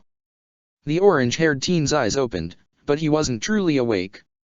He was dreaming with his eyes open, a side effect of the medicine, not that Orium could tell this just yet. He stared right at Orium. Even if he had been awake he would never have been able to see her with the wristband Orium had been given by Ulquiorra. However, he could still feel her. Of course in his half-asleep state he had no idea what he was feeling was actually Orium. Orium was sure he was staring right at her. He's looking at me, but there's something in his gaze. Slowly, Ichigo's left hand lifted up and stroked the side of Orium's face, surprising her. She blushed harder than before as she felt his stiff hand along her cheek. His thumb brushed over her nose and down the bridge of it and then traced the center of her lip. Orium's senses tingled as he did this. A surprised look was reflected in her eyes as she became unsure what to expect next. Ichigo craned his neck up towards the blushing, shocked Orium and with his left hand so firmly pressed on her face, pushes her face to his so that their lips touch. Orium is surprised by this sensation. The person she loved was kissing her, but she didn't realize how it was possible with her being practically invisible. She didn't even know if Ichigo knew who he was kissing, not that she was complaining. Ichigo's eyes closed, Orium soon followed. Kurosaki-kun's lips, they're so warm. Orium thought to herself as she deepened the kiss. She sucked on her crush's lips, craving it like an addictive substance. The moment seemed to last forever, but the passion ended all too soon as Ichigo's lips detached from the busted teenager's. His head fell back onto his pillow and his hand fell back onto his sheets. His head tilted to the side and he let out the loudest snore before continuing to breathe deeply, making it obvious to Orium that he was asleep the entire time. The love-struck teen backed away towards the window to catch her breath. What had just occurred, while pleasant, had really caught her off guard. She heard the snoring and looks at Ichigo with a smile. He was only dreaming. She chuckled to herself. Orium squeezed the cloth of her shirt tightly and put her fingers to her lips. She swallowed. You love her this much? She thought to herself, the sensation of the kiss still lingering. A bigger smile crosses her face as she clasps her hands together down by her waist. I wish to become like this girl you are dreaming of. Orium thought to herself. She looked at her crush with an enchanted gaze. If only I had 5 lives. I could come from 5 different families, eaten 5 different kinds of food, had 5 different jobs, and I could fall in love with you 5 different times. Orium stared at Ichigo a little while longer and then saw the clock radio on his desk read 11 o'clock and realized it was time for her to leave. She touched her lips with her fingers again. Thank you Kurosaki-kun, goodbye. She exited the room and was gone without a trace. The breeze from the window wafted over Ichigo. He shudders momentarily and suddenly grips the sheets hard with his right hand. He snores loudly. Inu. He says in his sleep. His head tilts in the other direction. Stay. He mumbles. Ichigo is unaware of his actions in his sleep, nor would he remember much of his dream come morning, but if Orium had exceptional hearing, she would have known that the girl he was dreaming about was her. It was a raw fantasy, not unnatural for boys his age, but she would have been delighted to know that she was her crush's ultimate fantasy. Ichigo drifted farther and farther into a deep sleep not to awaken until the sun peered into his room. The next morning. You can't take her away from me. Ichigo shouted as he bolted out of his dream state, throwing the covers off of his bed. He stood up on his bed, slipped and fell off onto his left arm. He vocalized his pain. Damn that hurt.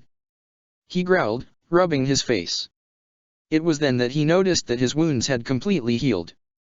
Before Orium had left for good she had healed his wounds, not that Ichigo knew that, at least until he checked for the Ryotsu on his body and identified it as hers. He had no idea what had occurred the night before. All he knew for certain was that, while he was sleeping, Orium had gotten into his house, healed him, and vanished. As he pondered his thoughts, the window to his room swung open and a fierce gale blew inside. Standing on his windowsill in soul form was Lelich. "What are you doing here?" Ichigo asked him. "There's been a situation, come with me," Lelich told him. Ichigo followed the young-looking captain to Orium's place, using Kon to switch out to his spiritual body. Upon arrival he found that all of the Soul Reapers that had come with Lelich, plus Soifone and Tatsuki, were assembled in her apartment. "What's going on? What's happened?" Ichigo asked. "Inu's supposedly vanished without a trace," Soifone said. "We're just getting a fix on the Soul Society now to report this. There is something very wrong going on and we need to know what." By this point Susanna finally got the projector working and Yuka-Take appeared on the screen. "Yuka-Take, for what reason have you switched the channel from the head captain to you?" Lelich wanted to know. "I had the head captain switch the wavelength to me, for I was the last person to see Inu Orium before she went through the Senkaimon." Everyone gasped. "Judging by your reactions, I assume that means she never made it there safely." "What's the meaning of this?" Ichigo barked. "Where exactly did she disappear to? Do you know anything?" Yuka-Take closed his eyes and bowed his head slightly. "I'll give you my assessment. The 2 guards I sent with her when she entered into the Senkaimon came back alive. According to them, it's likely that Inu Orium has either been abducted or killed by the Aaron cars." "That's crazy," Tatsuki shouted. "Why would Talbumasuk do such a thing?" "Because he's tactically smart," Lelich said. "Whether he's been killed or abducted, only Orium can heal extremely grievous injuries. He's robbed us a very powerful asset in the healing area. Take away the healer and the rest of the team will fall apart all the easier." Tatsuki looked at Lelich with a growl, wanting to lash out at him, but Soifone put a hand on her shoulder and shook her head at Tatsuki, indicating to her that she shouldn't retaliate. "Captain, don't you think you're jumping to conclusions a little?" Kyan asked. "Isn't it possible she may have gotten lost or swallowed up by the cleaner, or..." Kyokaka whacked Kyan upside the head. "As if any of those alternative answers are any better," she scolded. "The most likely scenario is that Inu Orium was attacked by an Aaron car and then disappeared with that Aaron car to Hueco Mundo." Ichigo balled up his left fist and then lost his temper. "Are you kidding me?" he shouted. "Is that really all you have?" He flung his left arm out at his side. "You say that there's no proof that she might be dead? Well, take a look at this." He extended his clenched right fist towards Yuka-Take, palm up. He still spoke with a rather peeved-off tone. "I was seriously injured in yesterday's battle.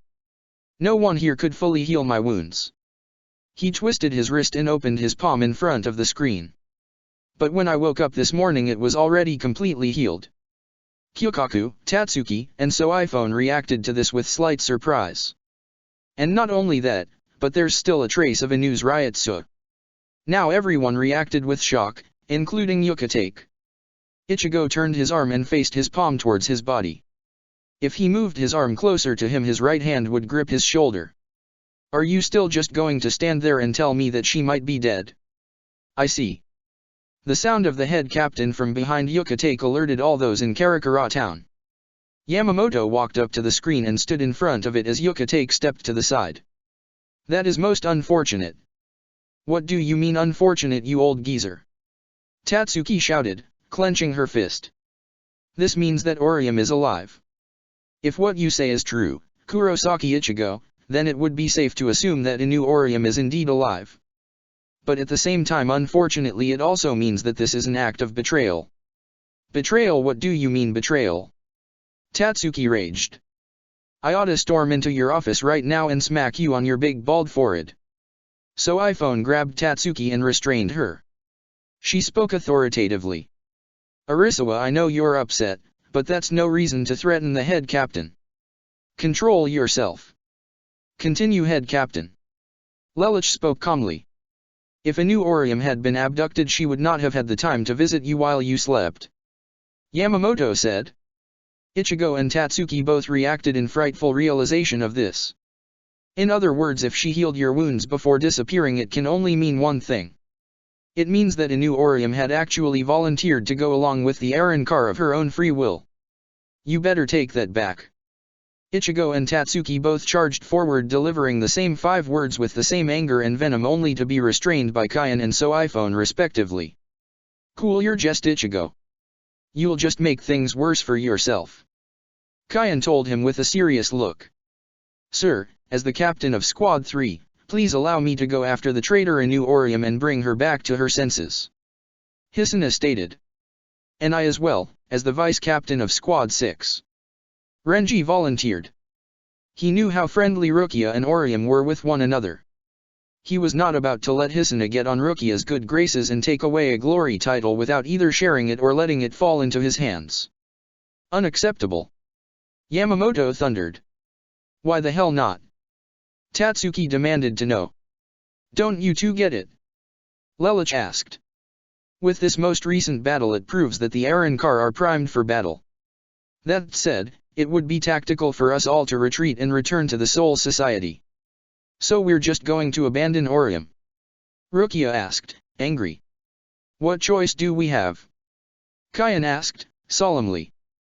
The safety of the entire world cannot be jeopardized by a single life. Kyan, what the hell? Ichigo had hoped his cousin would defend him. It's the rational decision, Ichigo. Lelouch said, drawing out Iin Tamashi and opened a Senkaimon. Last stop, Soul Society. All right, if that's how you all want to play it. Ichigo said. Then I'll just go into Hueco Mundo myself and get Orium back. Ichigo looked at Lelouch. You're the brains behind everything, tell me how to get to Hueco Mundo. Lelouch did not respond to Ichigo's demand. Come on. You're supposed to be some kind of super mastermind. Ichigo shouted. Or are you going to tell me that this fell outside your predictions? I won't tell you how to get to Hueco Mundo. Lelouch said to Ichigo. Both Ichigo and Tatsuki were surprised to hear this. Angered, Ichigo ran towards Lelouch and grabbed him by his kosid, only to get punched in the face by Kyokaku. He fell to the floor. Ichigo. Tatsuki ran over to her friend's side and knelt down by it. We don't like this any better than you do, Ichigo, but we need you here to be ready for an attack. We can't let you run off and play suicide this time. It's not a recommended option. Kyokaku glared. From the ground, Ichigo looked up at Kyokaku and glared. Lelouch walked over to Ichigo and stood before him. There's nothing we can do about it. He extended his right hand to Ichigo as if asking the Soul Reaper to take his hand. Looped around Lelouch's thumb was a white piece of leather string that was hard to pick up on the projector. Hanging from the string was a black, rectangular USB drive, completely concealed by Lelouch's palm from Yamamoto's view. Understand? Ichigo, seeing the hanging thumb drive, took Lelouch's hand and deftly took it and concealed it. He knew that whatever was on this flash drive was Lelouch's plan for him. He knew that Lelouch wanted him to see something on the disk. He trusted Lelouch to really be on his side. Yeah. Ichigo glared. Sorry, I was out of line. Soifone, having not seen the flash drive, didn't know why Ichigo suddenly surrendered. I should hope so. Yamamoto thundered from the projector. Lamperouge Teiko, I expect you and your advance unit back within the hour. Dismissed. Yamamoto vanished from the screen. Right then, let's go everyone. Lelouch urged his group. In order of their departure, Susanna, Rangiku, Hisuna, Kyokaku, Kyan, Renji, and Rukia followed Lelouch into the Senkaimon.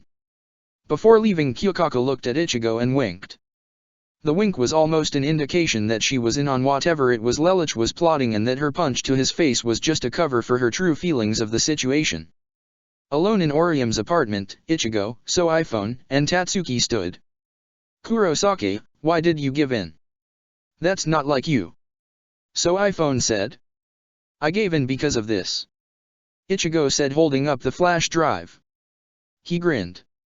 He began twirling the string connected to the USB around his finger. Lelouch is one sly bastard. Whatever's on here he probably couldn't say in front of the old man. He stopped spinning the drive and clutched it. Sensei, can we view this on your computer in your office? Soifone nodded in acknowledgement.